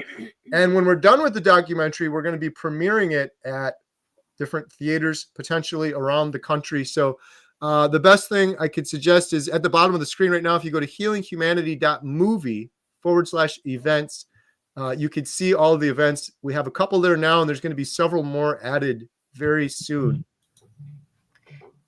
How far of a drive is that to Nashville? That's a good question. Yeah, I don't think it's too because I know far. we're planning on Nashville. It's probably about 3 hours or so, roughly. Okay, question, Andy. Carrie saying he doesn't eat every day because he is not hungry made me question my grocery strategy. Instead of spending $70 per week on ground beef, do you think it is a good idea buying as many ribeyes? I don't know if I ever said that, Andy. I eat every day. I have done a couple fasts here or there. When I did Lion Diet, a lot of times I only ate once a day, but I ate like a huge meal. But I usually eat twice a day. Other than the few times that I have done a couple multi-day fasts. So instead of spending $70 per week on ground beef, do you think it's a good idea buying as many ribeyes? I don't think so. I think it's probably a good idea to mix things up a little bit. Like I said, when I do videos, oftentimes it'll be of me cooking a ribeye because that's more cinematic and interesting than warming up some ground beef for the 400th time. But I do ground beef like every day. I do eggs every single day. When I do ribeye, it's more of a treat kind of thing. So try to mix it up. What do you say to the person who says you can't do this lifestyle forever? Watch me. Go talk to Maggie. Yeah, watch me. Adam's talking about rancher Maggie, who was one of the top interviews in the documentary too, one of my favorites, who's been eating carnivore for 65 years. Or you could talk to Dr. Kiltz, who I think he's coming up on 16 years, 15 or 16. Dr. Lisa Wiedemann's up on around 16 years. Kelly Hogan's been doing it forever. So there's quite a few. There's also, you go down the rabbit hole, there's lots of groups, the Maasai and others that have been eating this way for generations. So And there's two kind of facets to the way I interpret that question. Is it that it's the emotional, mental component to it, or is it not nutrient? It's not going to give you the nutrients, and it satisfies both of those. I mean, I think that there's no doubt that you can live forever off of the nutrients on the carnivore diet. It's not going to cause any nutrient deficiencies, and the psychological component is up to the individual. Carrie, have you interviewed any politician for the documentary?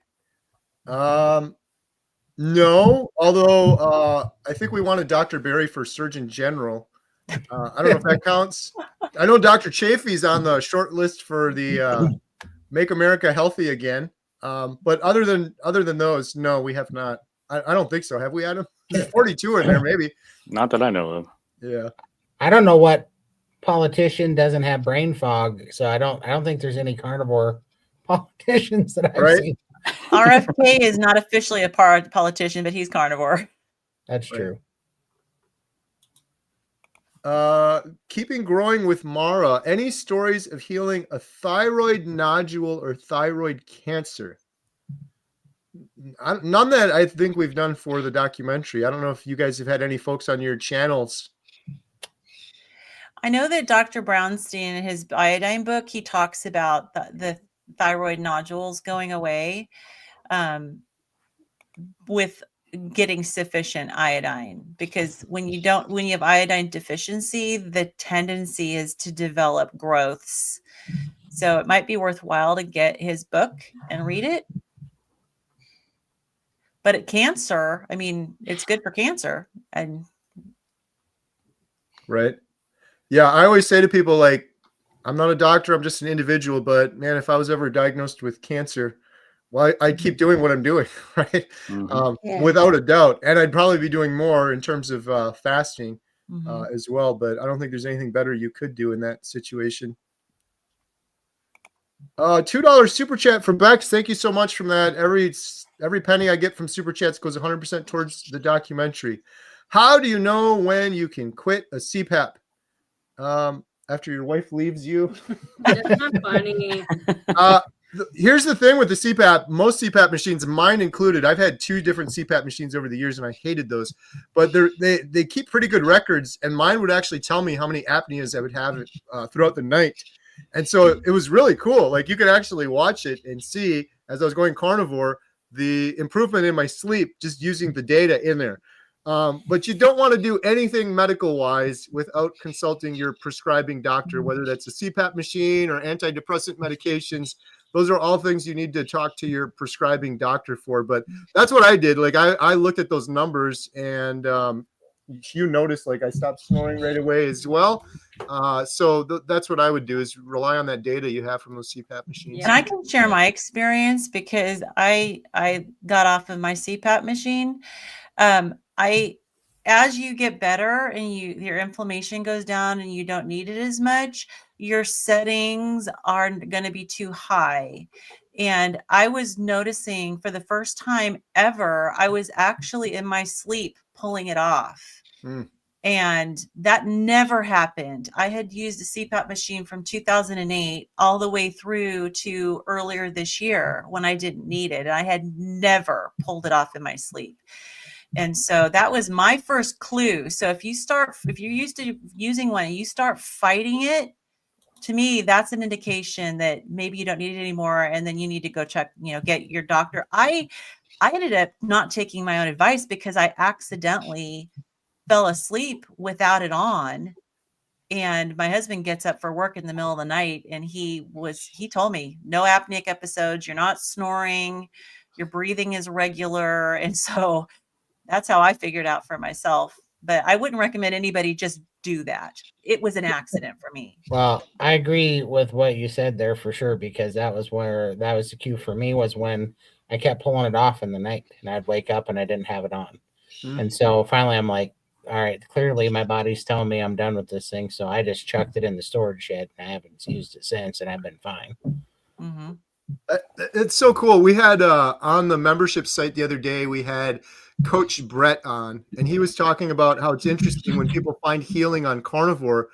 For example, your CPAP machine is dialed in for basically how sick you are or how many apneas you're having. Your medication too, like if you're on heart medication or blood pressure medication, it's for how sick you are. So a lot of people, even their medications they're on for cholesterol, heart, things like that, it's too high once you start healing on Carnivore. As you start healing, that you actually need to talk to your doctor to start kind of weaning them down for that reason, just because you're seeing such incredible healing on Carnivore. It's kind of interesting thinking about it that way.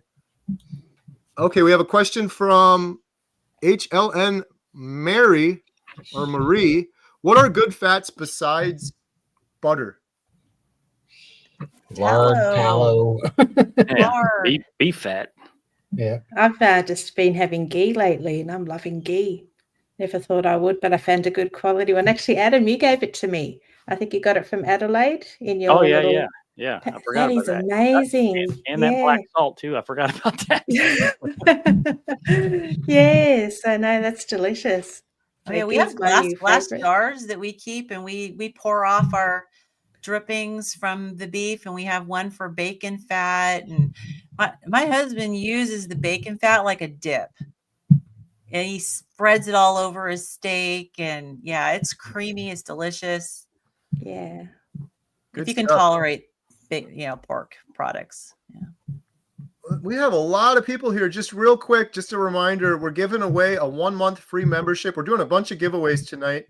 And in order to win that, it's really simple. Just subscribe to each of the posts that are on here.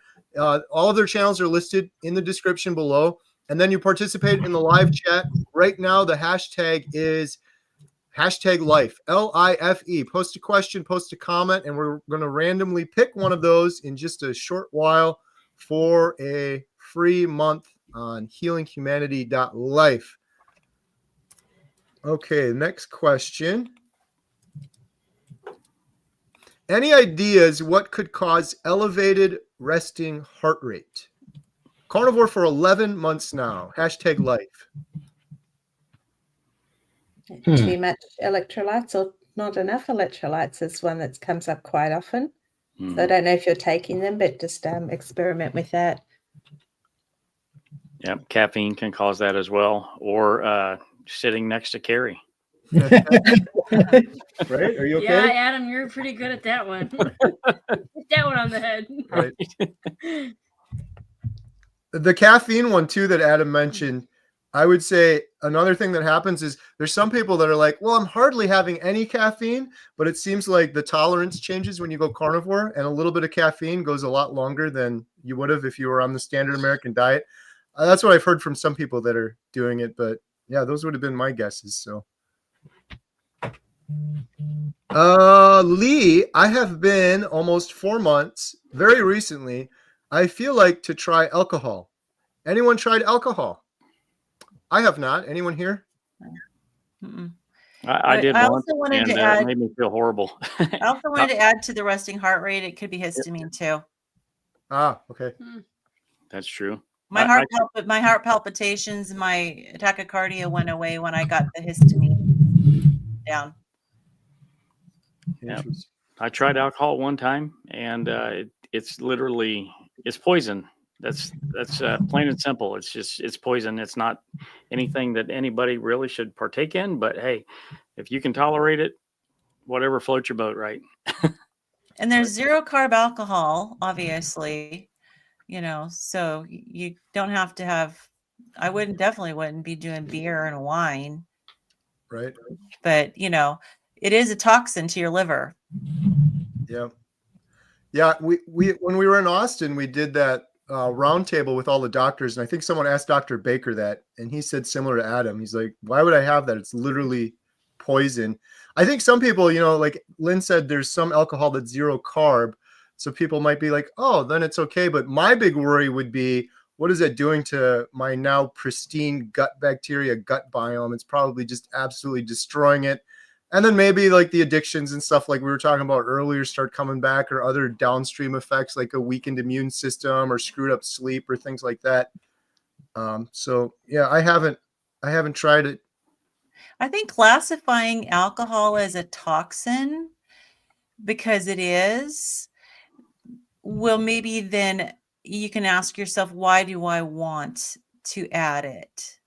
Because it is a toxin. And so my biggest thing would be trying to figure out why the desire is there to add it, and maybe address where that's coming from. That's true. That's the two things. A couple things that actually helped me to level up on my carnivore journey is to look at alcohol and sugar as poison. These are not foods that that humans should be consuming. Especially, the liver itself makes glucose. It makes everything that we need, and we don't need any extra or exogenous sugar. So those are the two biggest things I think that have helped me maintain and sustain this way of life, is to understand that these things are poisons and we shouldn't eat them. Right. I know somebody was asking me that the other day. They're like, isn't it, don't you just get tempted when you go through the aisle in the Costco that has all the pies and stuff in it? I'm like, not any more than when I go down the aisle that's got the Raid bug spray. That's so true. Oh, that'd be delicious. That's all pain and death and those things. Oh yeah. I always tell myself I have more than filled my lifetime quota of those types of foods, and look what it did to me. Mm-hmm. So I don't have any need to have any of it ever again, because I've eaten way more of it than any human being should ever eat. Right. And people usually associate alcohol with, hanging out with your friends, having a good time. You need to live a little. And they don't understand, well, I am living a little now. I'm living a lot. Yeah. They have that one drink, it's going to, it will make me spiral. It will cause cravings, make other things happen. So for me, I have to stop it. But also alcohol and sugars is not the focus of my life anymore. I have that freedom. So I go out with my friends to enjoy their company. So instead of going to a party, we'll go for a walk along the beach or go to the park or do something more about the experience and connecting with my friends rather than having the drink. That's not important to me now. So I just say thanks, but no thanks, and stick with my soda water and have a chat, change the topic. So yeah, try not to make your outings with your friends, alcohol and crap. I think we covered 2 questions here. Is vodka once in a while super bad? So I think we got that one. Question. Leah, what is the best way to make over easy eggs? I love the yolk. I think of it like a sauce, but I always overcook it. Any ideas, Jen? Carrie's favorite thing every morning is like clockwork. It's eggs and bacon every morning for him. So he likes his eggs just like that. He likes it where it's like over easy, but he likes it to be a little crispy. So does that make sense? I'm an egg diva.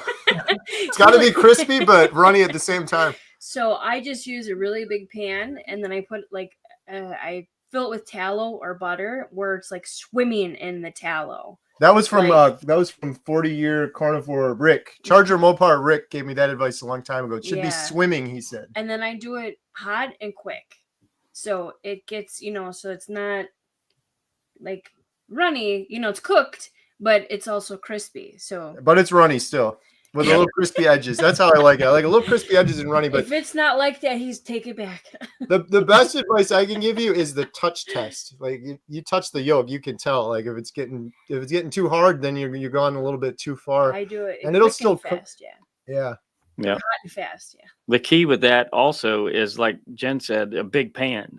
Don't crowd the pan. Right. So the whites have room to spread out, and that means they're thinner and they'll cook a lot faster, and then the yolk won't cook as much. Well, I'm a little bit more hardcore because I just have the egg yolks, add a bit of salt, and then dip my steak bites in it raw. I love it. Nice. I just take the cooking part out. Hardcore carnivore. We have solid J. Ken, member for 3 months. Thank you, J. Ken. Escaped the holidays unscathed, onward and upward. Good job. Nice. Rock and roll. I really am happy to hear that. It seems like every couple holidays, I watch a lot of YouTubers, but it seems like a bunch of people end up falling off during the holidays, unfortunately. So it's good to hear. Good to hear you made it through. Feels good to get them under your belt too. Yeah. You know what I mean? Right. Yeah. Question: are eggs considered dairy? I don't think so. But I don't know. Maybe so. I don't consider them dairy. I don't think so. It's a boneless chicken, so I don't think so. Yeah. Just still watch the egg whites. There's a lot of people have intolerances there. I think we missed a question. Oh, did I? I'm sorry. Yeah. I'm kind of all over here. I'll jump back. Yeah, from Carrie Sims. Let me see here. Came in Oh, here we go. Yeah. Just had my blood work done on carnivore, mostly lion, and anion gap was high. Any suggestions on how to fix this? Google search says that means acidosis. Thank you for any suggestions. So if your kidney function is fine, and because this could indicate an issue with your kidneys, but if your kidney function is fine, then it could indicate dehydration. So obviously talking to your doctor about it is important, but if you're going to get some more repeat labs just to get a double check, work on making sure you're well hydrated, because it just could be that you're not drinking enough fluids. Okay. Nancy C. Question: how are the sales of the tallow skincare products going for the girls? #life. It's for you, Todd. I actually was calling Emma to see if she would come in here because look, she's got it. It's I will answer. I was hoping to get one of them in here because it's absolutely going amazing. They had a craft fair a couple weeks ago and they almost sold out at the craft fair, and they got so many orders from that. So I'm very proud of them. They're little entrepreneurs. They're doing a really great job. If she would come in here, she could promote herself right now.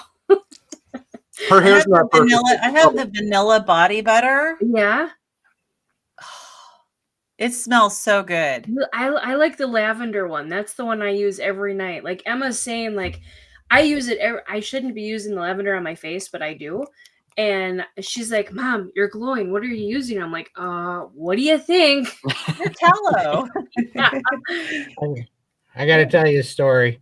When we came back from Wyoming, they gave us some presenters gifts in Wyoming. And so we had a little gift bag or whatever. And yeah, I opened up one that said tallow, and I said, cool. And I put it in the kitchen. And I cooked my eggs. It was skin tallow that had some sort of perfume in it, because I was like, this is the worst tallow I've ever tasted in my life. I looked at the bottle closer, and it was some sort of what was it? It was lavender something or other. That's awesome. It's funny too, because I don't know, I couldn't find tallow, I don't know, a month ago or something, and that thought went through my head. I'm like, what, can't I just use this stuff? Like, Then You they got can. the printed ones. You can, right? It's a little Right. fragrant though for your eggs in the morning. Right. So if anyone's interested, I got to shout it out, or Emma will kill me. CompassionateCarnivore.store. But yeah, they're doing really well. I was really happy. They've been going to like a craft fair, and they're just kind of going on their own, other than shouting it out on Dad's YouTube channel. That was kind of awesome. They went out there and did a really good job. So I appreciate that, Nancy. Were you one of their orderers? Customers? Nancy C, probably. That's great. Thank you for asking that. Question for And I think Adam: Will the film be available in? We skipped another one, Carrie. It's an Uh-oh. easy one. Which one? SKS Babe. Right after the one about escape the holidays unscathed, onward and upward. I think it was down further. I'm trying to help him, but I'm missing some. Sorry, it keeps jumping around on me. Yeah, it is. I just did again. Stephanie. Oh, here we go. Oh no, we did that one. Easy one to answer. Not that one. What was it? That was the one. Yeah. I think we did that one. Are eggs considered dairy? Oh, did we? Okay, I missed it. Yeah. Yeah. Okay. We said probably not. No, if it's not from a cow. Right. Okay. Question for Adam: Will the film be available in Canada? Absolutely. Eh? All right. Absolutely. Sorry. Chris Stearns, thank you so much. Chris is always so generous with the super chats. Thanks everyone for supporting McButterpants Productions. Laugh out loud. You all are awesome. Thank you, Chris, for that. You forgot Fatty. It's Fatty McButterpants. Fatty McButterpants Productions. Carnivore Cure, Todd. Oh, thank you so much. Gifted 5, the Carnivore Cure memberships. Everyone check out Todd, Carnivore Cure. Karen, what is a company selling? Is this just Emma on here as another name? Wow. What is a company selling tallow for facial moisturizer? Wow, CompassionateCarnivore.store is she would the come girls. in here. My goodness. Ketovore Life. How can I help bring a meetup to my area in Oregon? #life. Ashley's not on here anymore, but here's my suggestion. You can email me, homesteadhow@gmail.com. But if you have a group of individuals there in Oregon, if you can organize it on the ground and then meet up with us and kind of help organize it, that's the tricky part. Let us know, shoot us an email, and we'll talk with Ashley and we'll see if we can make it happen. That's the hard part, is the logistics and the area and where do we do it and all of that stuff. So if someone is there on the ground and they're willing to help with that part, it's much more likely to happen. And if you're not opposed to a little bit of travel, we're planning a one in Washington. Yeah. So Arizona, Chicago, Washington for sure, possibly Toronto as well, and then a bunch of other cities. So and Montana. And Montana. Yeah, Montana might be a big one. So yes, I'm looking forward to that. That's one of the most beautiful areas I've been to. Drove through there once. I've been wanting to move there, actually. Come on over. I know some good neighbors. Yeah. Are you maybe coming to Canada sometime? Well, we've been to Canada. I've been to Canada 5 times now, I think. But yes, I'm hoping to do a meetup in Toronto.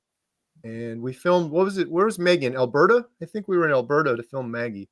That was near Red Deer, about an hour north of Calgary. There we go. Speaking of Maggie, wow, every one of these. Will you be going back to film Maggie again? Wow. I don't think so, because she is the only individual out of 43 that we've interviewed that has nothing wrong with her whatsoever or nothing to heal. And she's already been healing for years and years and years. But she's so incredible. I mean, we would love to potentially for the series at some point, maybe at her other place that's in the warmer climate. Columbia. Without fences to be built. Right. Maybe that area. But I do talk to Maggie regularly. On WhatsApp, and she's awesome. In fact, someone just gave me a handwritten letter that they wanted me to pass along to Maggie that I gotta pass along to her. So, Ancient Carnivore Nutrition, $5 super chat. Thank you so much. Carnivore joke: why don't carnivores ever play hide and seek?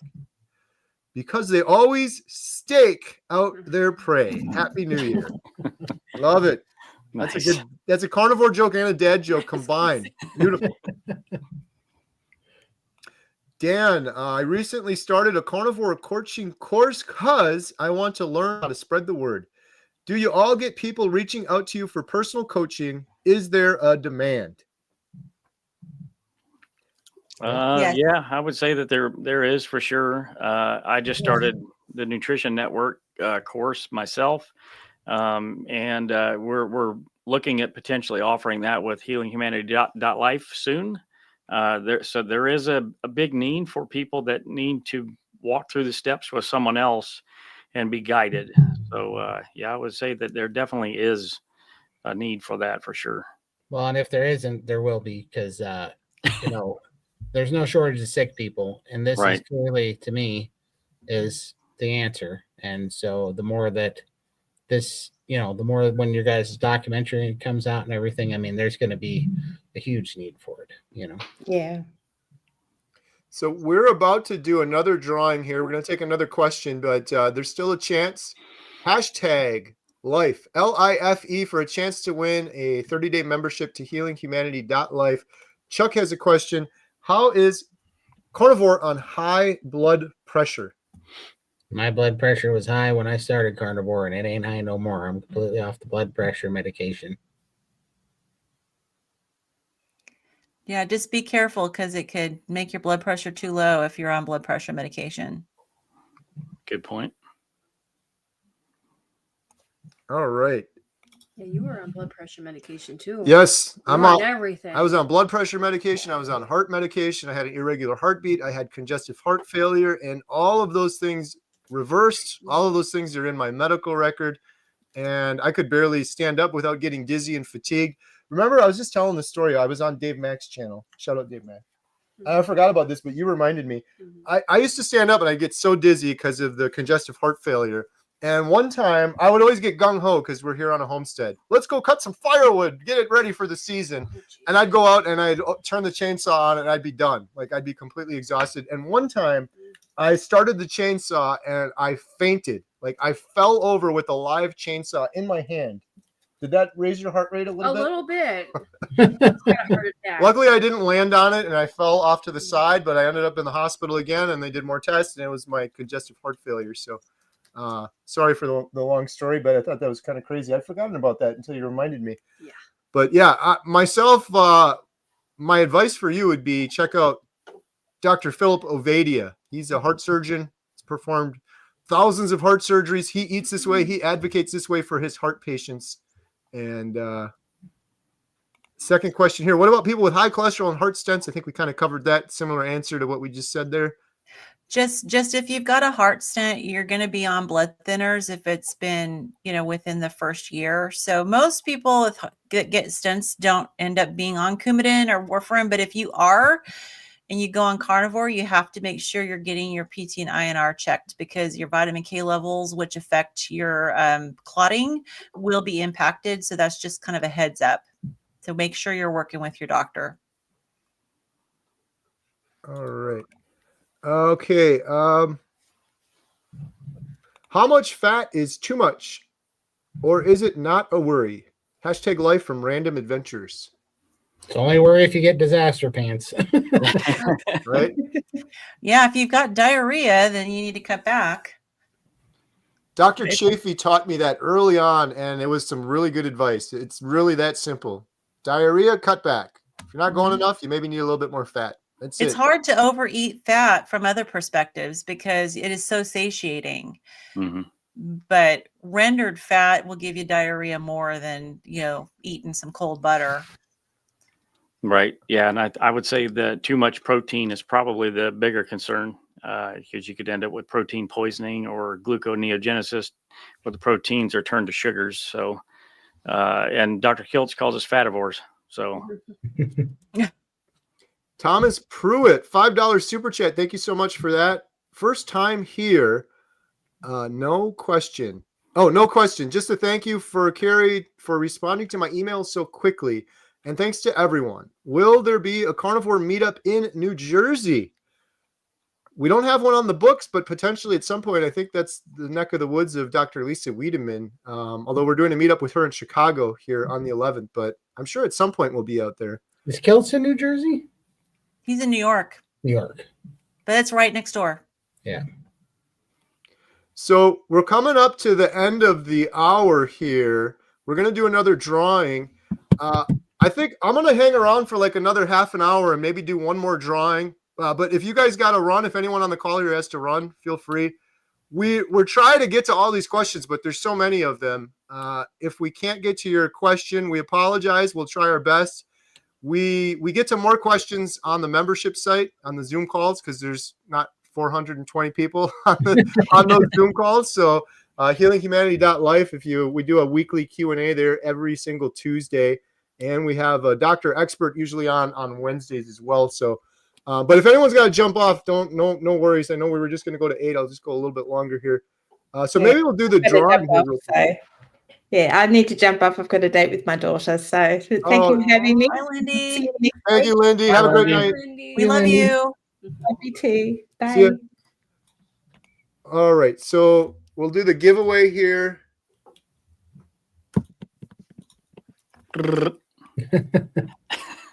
This was for the life, right? Mm-hmm. Yep. All right, here we go.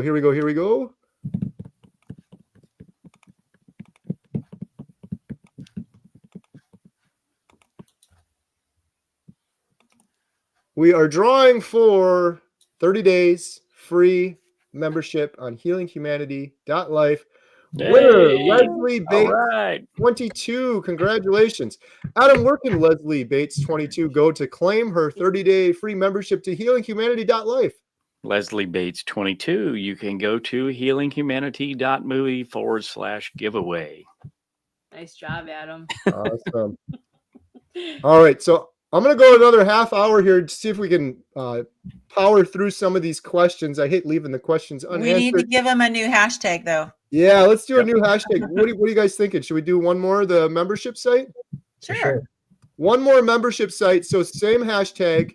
Post your question or comment. Hashtag life, LIFE, and make sure that you follow each one of the individuals here on the call. There's a link in the description for each of them. Just takes like 2 seconds. Go follow them on YouTube and then use hashtag life. And I accidentally showed this, but I'm going to show it again real quick. This is our lineup for Arizona on January 4th. And for anyone that missed this earlier, we announced it at the beginning. You can get your tickets to our Arizona meetup or our Chicago meetup at healinghumanity.movie/events. Dr. Robert Kiltz is going to be there. Laura Spath, Lynn, Chris Spath, Bella, Amy, Renee, Coach Lisa, Adam, myself. I'm really looking forward to this event. It is going to be powerful. It's going to be powerful. Some of these stories from these individuals are just next level. So really looking forward to that. But for now, we'll do one final drawing here of the night. It is hashtag life for 1 month free membership. Let me change this thing here, banner. There we go. Life, comment. All right. The next question we had. Would doing, let me get rid of that. There we go. Would doing carnivore cause fibroids to grow bigger? I get mixed answers between yes and no, but my results showed it grew bigger, but the results of weight loss is more my speed. I can weigh in on that one. There's been a definite connection between fibroids and iodine deficiency.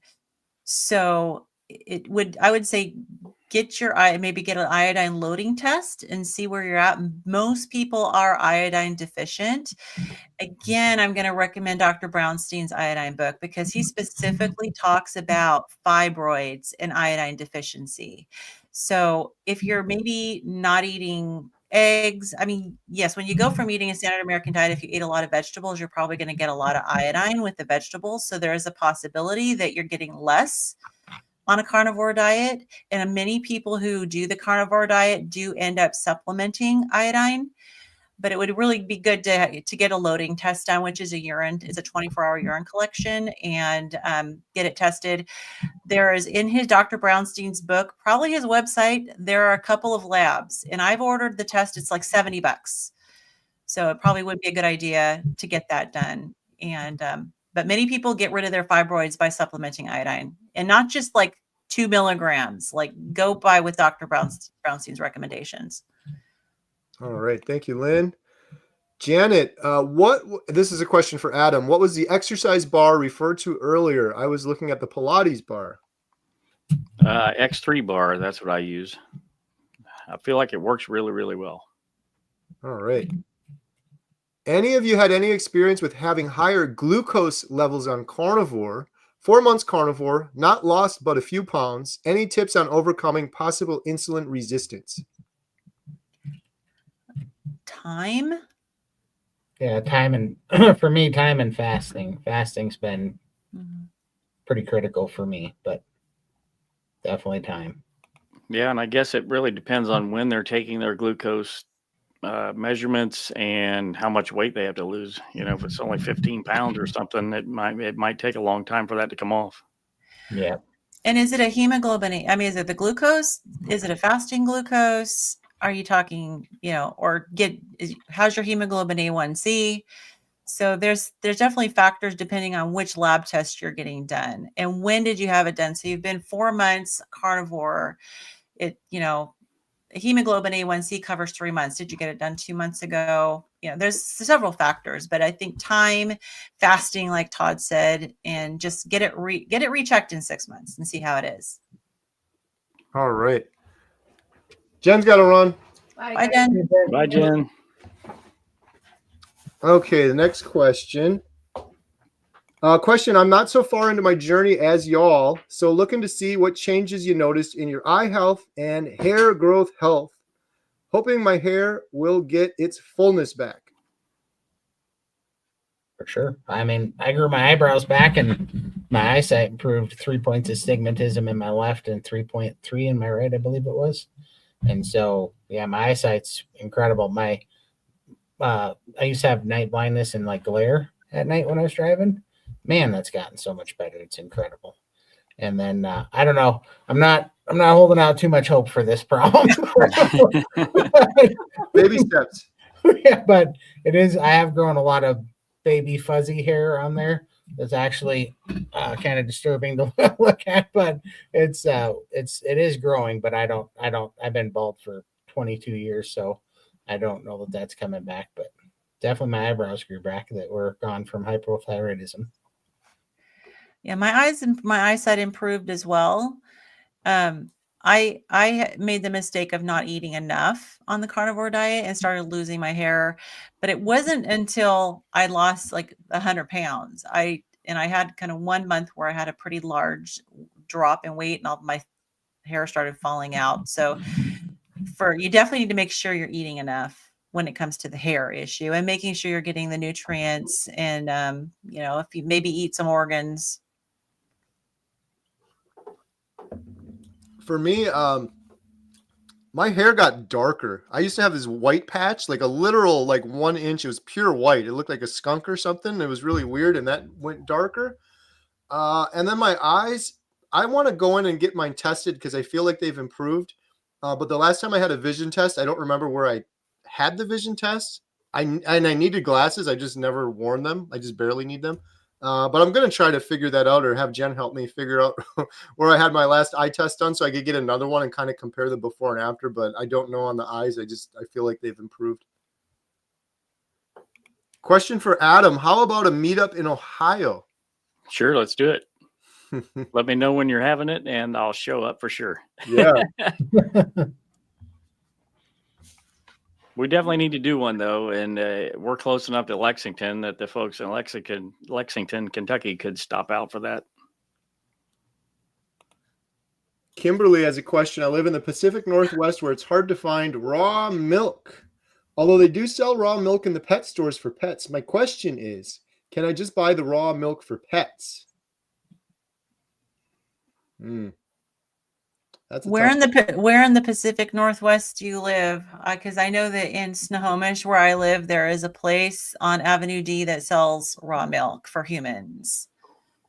So if you live anywhere near Snohomish, that might be an option for you. All right. What is the average EGFR drop after starting carnivore? Mine did a significant drop, and I need to know when to be concerned. My doctor is really not on board with this diet. In search of a new doctor. I don't know the answer to that as far as what the average is. I know that I have read that when you do the carnivore diet, you could have an initial drop in your EGFR that should return to normal. And because your kidneys are not used to processing the amount of protein that you're eating now. And so I did experience for myself an initial drop in the EGFR, and it did return to normal. Also, it's not uncommon from what I've read for the creatinine to go up when you're eating more protein. And I think Dr. Baker might have a video on this, but there is a rise in creatinine from increased protein that he says it will not damage your kidneys. And it's just a not a problem, as opposed to rises in creatinine that indicate kidney damage. So I would definitely say if you're experiencing this, get it rechecked again, like maybe 6 months later, get it rechecked and see how it is. You may find that it goes back to normal. I don't know if you guys witnessed what just happened in the background there, but that was pretty exciting. Is that another cat? No, we got all sorts of excitement going on here at the house. Jen left, as you guys saw, and her chair kind of rolled over into the space heater behind me. And I was just here. I'm like, what is that smell? And then I looked over just a little bit, and a little bit of smoke came up. And there's like a ton of smoke coming up back. I don't know if you can see it back there. Yeah. So the chair rolled into the space heater, but it's all sorted now. There's no fire, so I think we can continue. Well, ambiance. Right. She's going to come in here any minute and be like, what is smelling? Turn the almost lasers like you got on. a fog machine in here now. Kath is asking, did you eat the eggs, Todd? The 36 to 54 of them, I drink the yolks raw. That's what I do. I do 2 to 3 18 egg yolk protein shakes a day with just 18 egg yolks in it, and I drink them. Friend just started dialysis, can barely keep anything down. Is meat broth or bone broth better for her, made from oxtails? She is able to keep raw milk kefir down. Yeah. I don't know. Not sure either. Yeah, these are getting some tough questions here now. I'm not sure either. I can answer one thing because, of course, with me, I always think about the histamine, and I don't know if she's having issues with histamine, which can cause nausea. And meat broth is lower histamine, whereas bone broth is higher histamine. So if she's going to try the broth, if she can't handle the bone broth, then the meat broth may be better because of the histamine. All right. Oh, it dawns on me. She was talking about the eggs I cooked in the perfume tallow. I did I did actually eat those, and then I went back and was like, "What kind of tallow is in this? Did they put seasoning in here?" And it was perfume, and I was like, "That was body lotion tallow." That's really funny. Yeah, that's not my lavender and eggs are not a good combination. Not a good combination. They smelled fantastic, but not a good combination of breath mint. Use them to wash your beard. Exactly. All right. I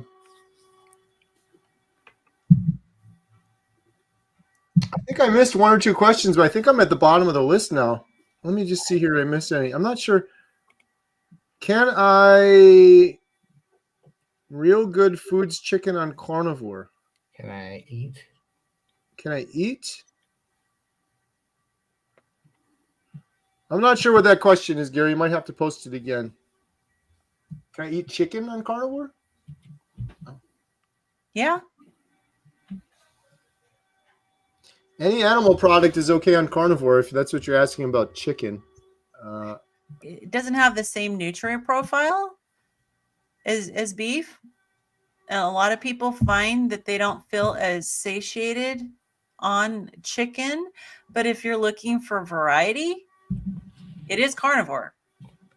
So, I mean, I would go with like dark meat chicken, make sure that it's not conventional if possible, because a lot of the conventional chickens are interbred in species that wouldn't necessarily breed in nature, and they can cause inflammation. Like I can't eat conventional chicken. I have to have heirloom or organic chicken. It will actually cause kind of an anaphylactic type response for me. My throat will swell. But it is carnivore. I guess Andy mentioned Real Good Foods. I think that's what he was trying to type, is a brand of keto products. Mm. So I'll have to look it up. Yeah, I'm not sure on that one. Usually the keto products are far from ideal. They're usually in Real boxes Good with a bunch of Chicken. ingredients. Oh, okay. So it has breading, lightly breaded. So it's low carb. Let's see. So, I mean, if you're eating carbs, I would say, well, let's see, what are the ingredients? Okay.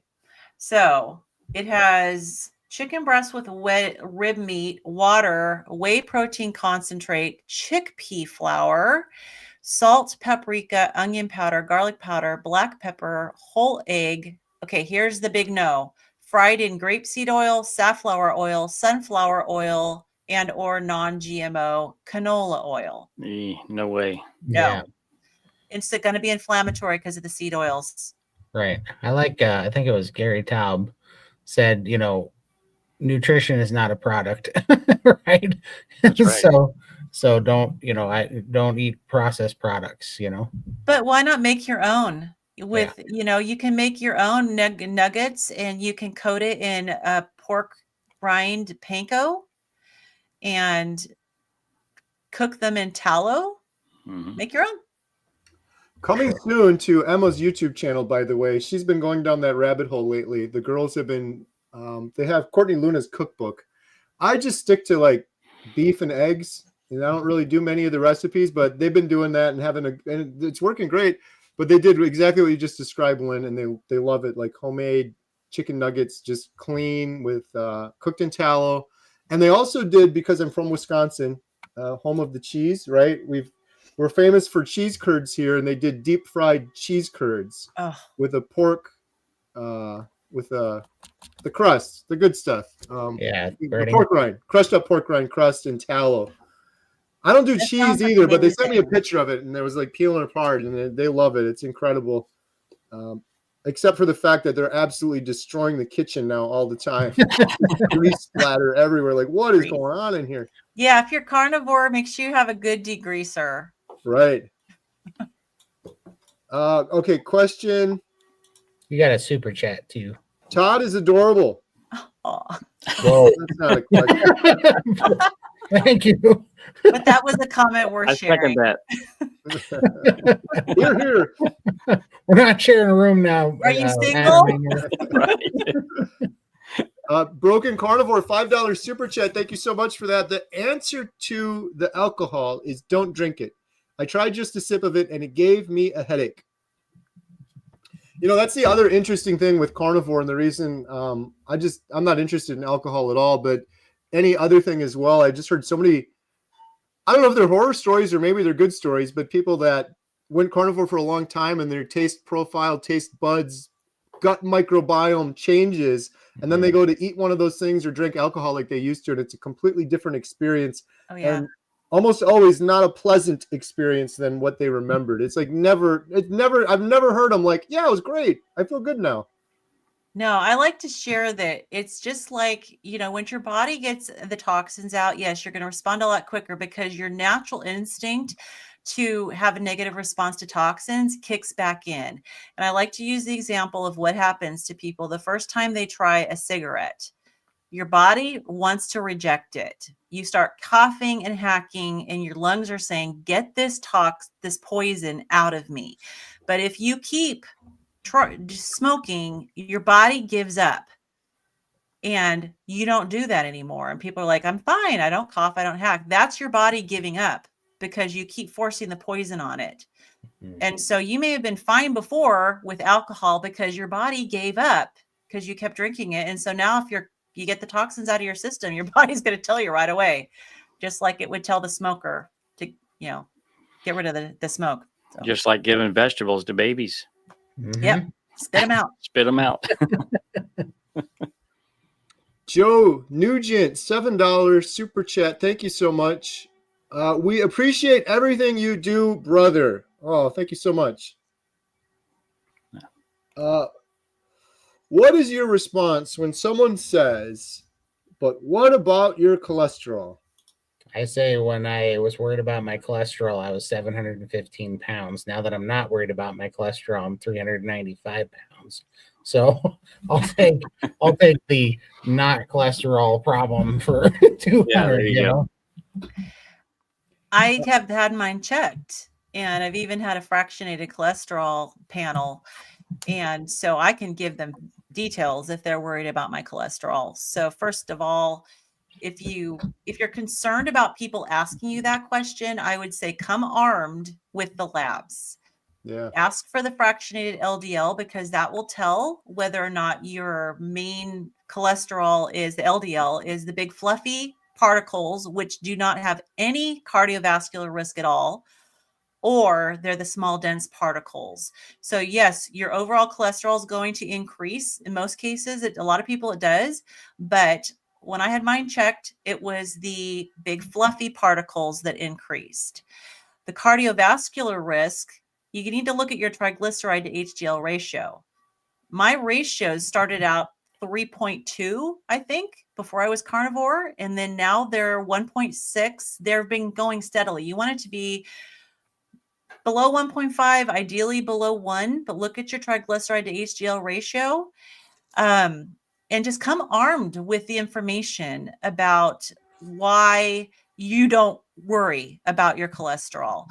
If they talk to you about statins, first of all, the statins pretty much don't even touch the dense particles that will cause cardiovascular risk. When your LDL comes down with a statin, it is decreasing the big fluffy particles that are not a cardiovascular risk at all. So it is pretty much a complete joke to take statins.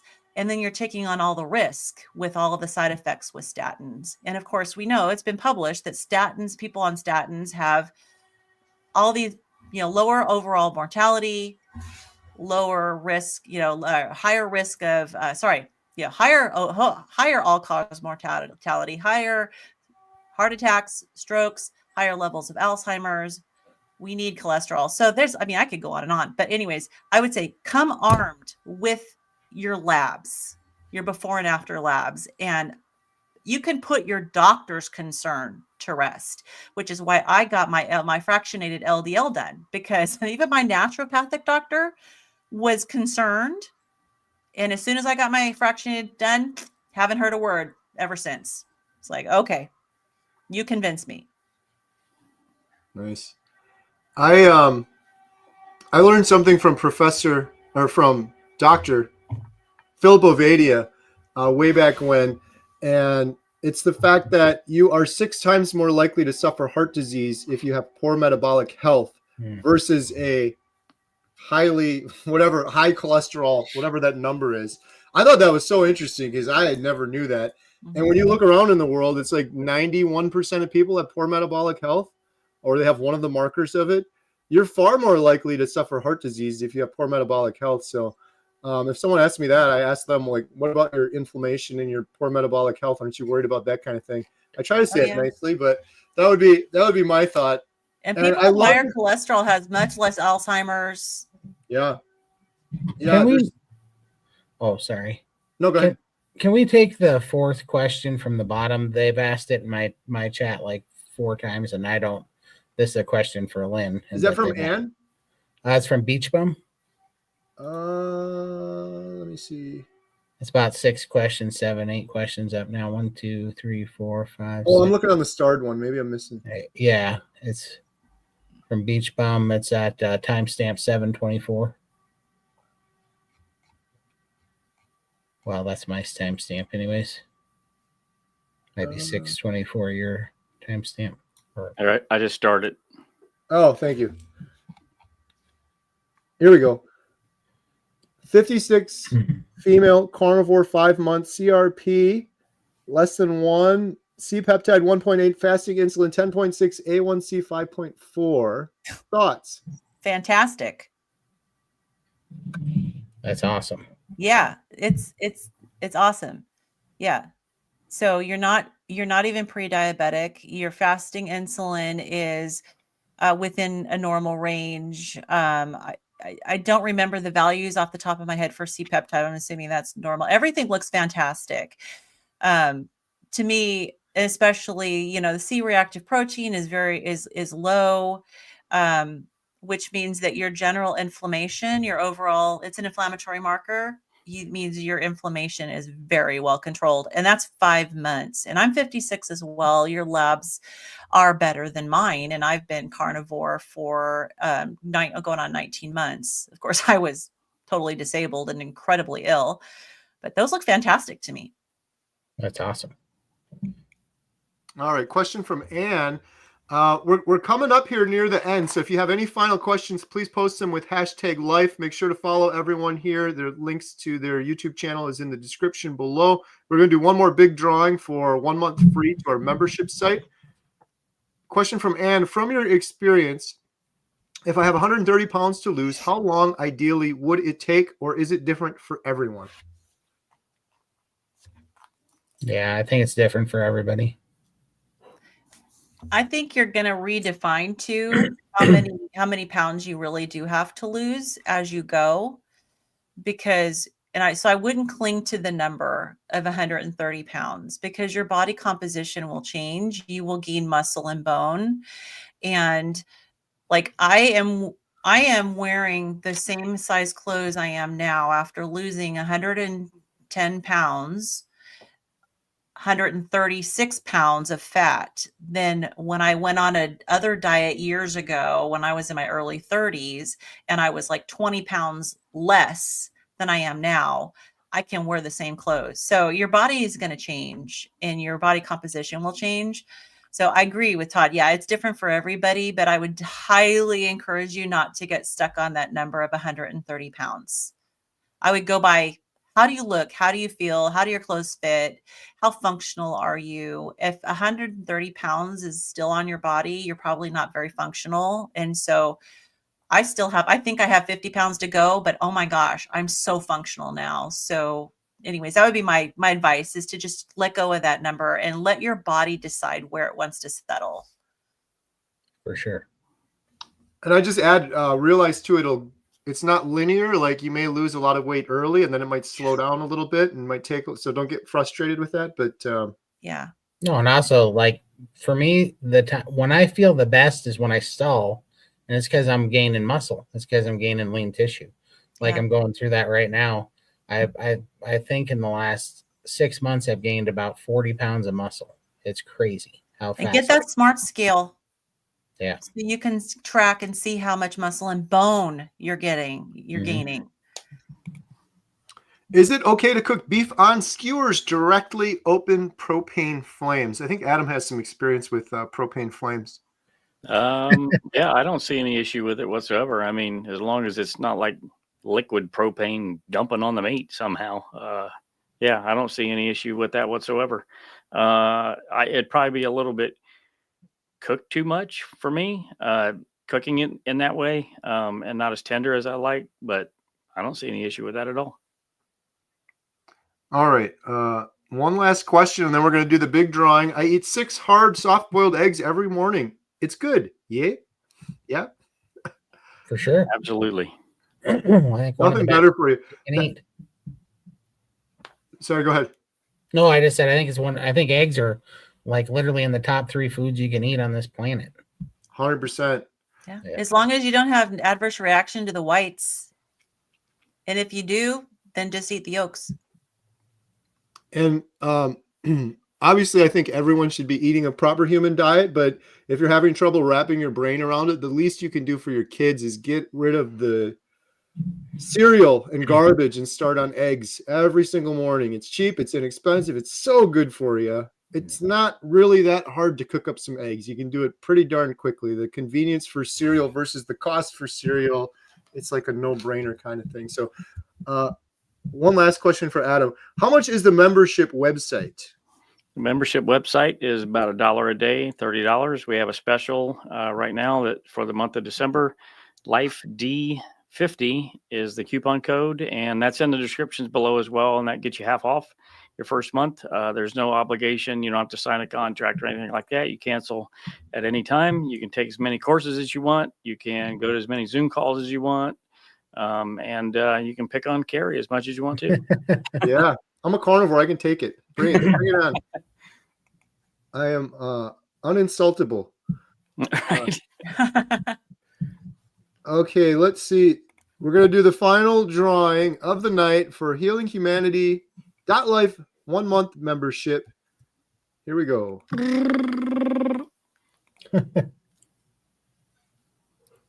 What was the song saying? Joy to the world. Right. They want you to say grace. Bruce. Awesome.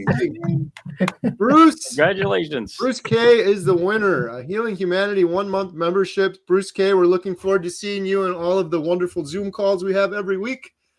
Adam, how can Bruce K claim his 1 month membership? Well, Carrie, Bruce can go to healinghumanity.movie/giveaway. Awesome. That's pretty awesome. That's a good radio voice.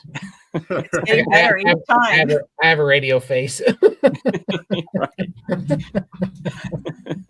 All right. Well, thank you all so much for joining us tonight. Thank you for all the great questions. Thank you for your support. I really mean that. We wouldn't be doing the documentary without the super chats and the membership site and all of the wonderful support of the community. We're on the home stretch now for the documentary, and then we're going to be working on a series. So really appreciate it. Thank you all for joining me. Adam, Lynn, Todd, Ashley, Lindy, Jen. Appreciate you all. You guys want to shout out anything or mention anything else before we wrap things up? I just want to mention real quick, if we didn't get to your question, I apologize. I tried to star each one of them, and we tried to answer as many as we could. If we didn't get an answer to you and you need an answer, definitely consider joining healinghumanity.life and connecting with us on our Zoom calls there. We have expert calls and standard Q&As with us, and we can get your questions answered there, or you can just ask it in the community as well, so you don't have to wait around for the actual Q&A. So and we also have it's very a lot like Facebook. So we have a feature where you can personally connect with other members and you can message them just like you would like on Facebook Messenger. And so if you want to personally connect, that is an option on the site as well. Yep, for sure. You come hang out with us in Arizona. That'd be awesome to meet you guys. That's right. Yeah. See everyone, hopefully. See you all in Arizona. And for the women who's in the Pacific Northwest, January 19th, there is a meetup for those of us in the area that is sponsored by Coach Rose AJ Coates. Nice. I occasionally post it on my channel. And so I'll be, as with the date approaches, it is going to be, so January 19th, we're going to be meeting at a Brazilian steakhouse, I think about 1 p.m. in Linwood, Washington, at the Alderwood Mall, the Fogo de Chao there. So if you're still here on the call, love to meet you. For sure. Awesome. And Happy New Year, everybody. Yeah, Happy New Year. And see you all next week, same time, same place. We're going to be doing this every week. We're going to be giving away more. We may have a big giveaway coming up starting next week, so stay tuned for that. And it involves a box, and it involves a lot of meat, grass-fed, grass-finished meat. So more to come soon on that next week. Can we enter? No, you cannot. No, you can. Sure, why not? Okay, all right. Thank you, everyone. Have a good night. See you on the next one. Bye, everyone. Bye.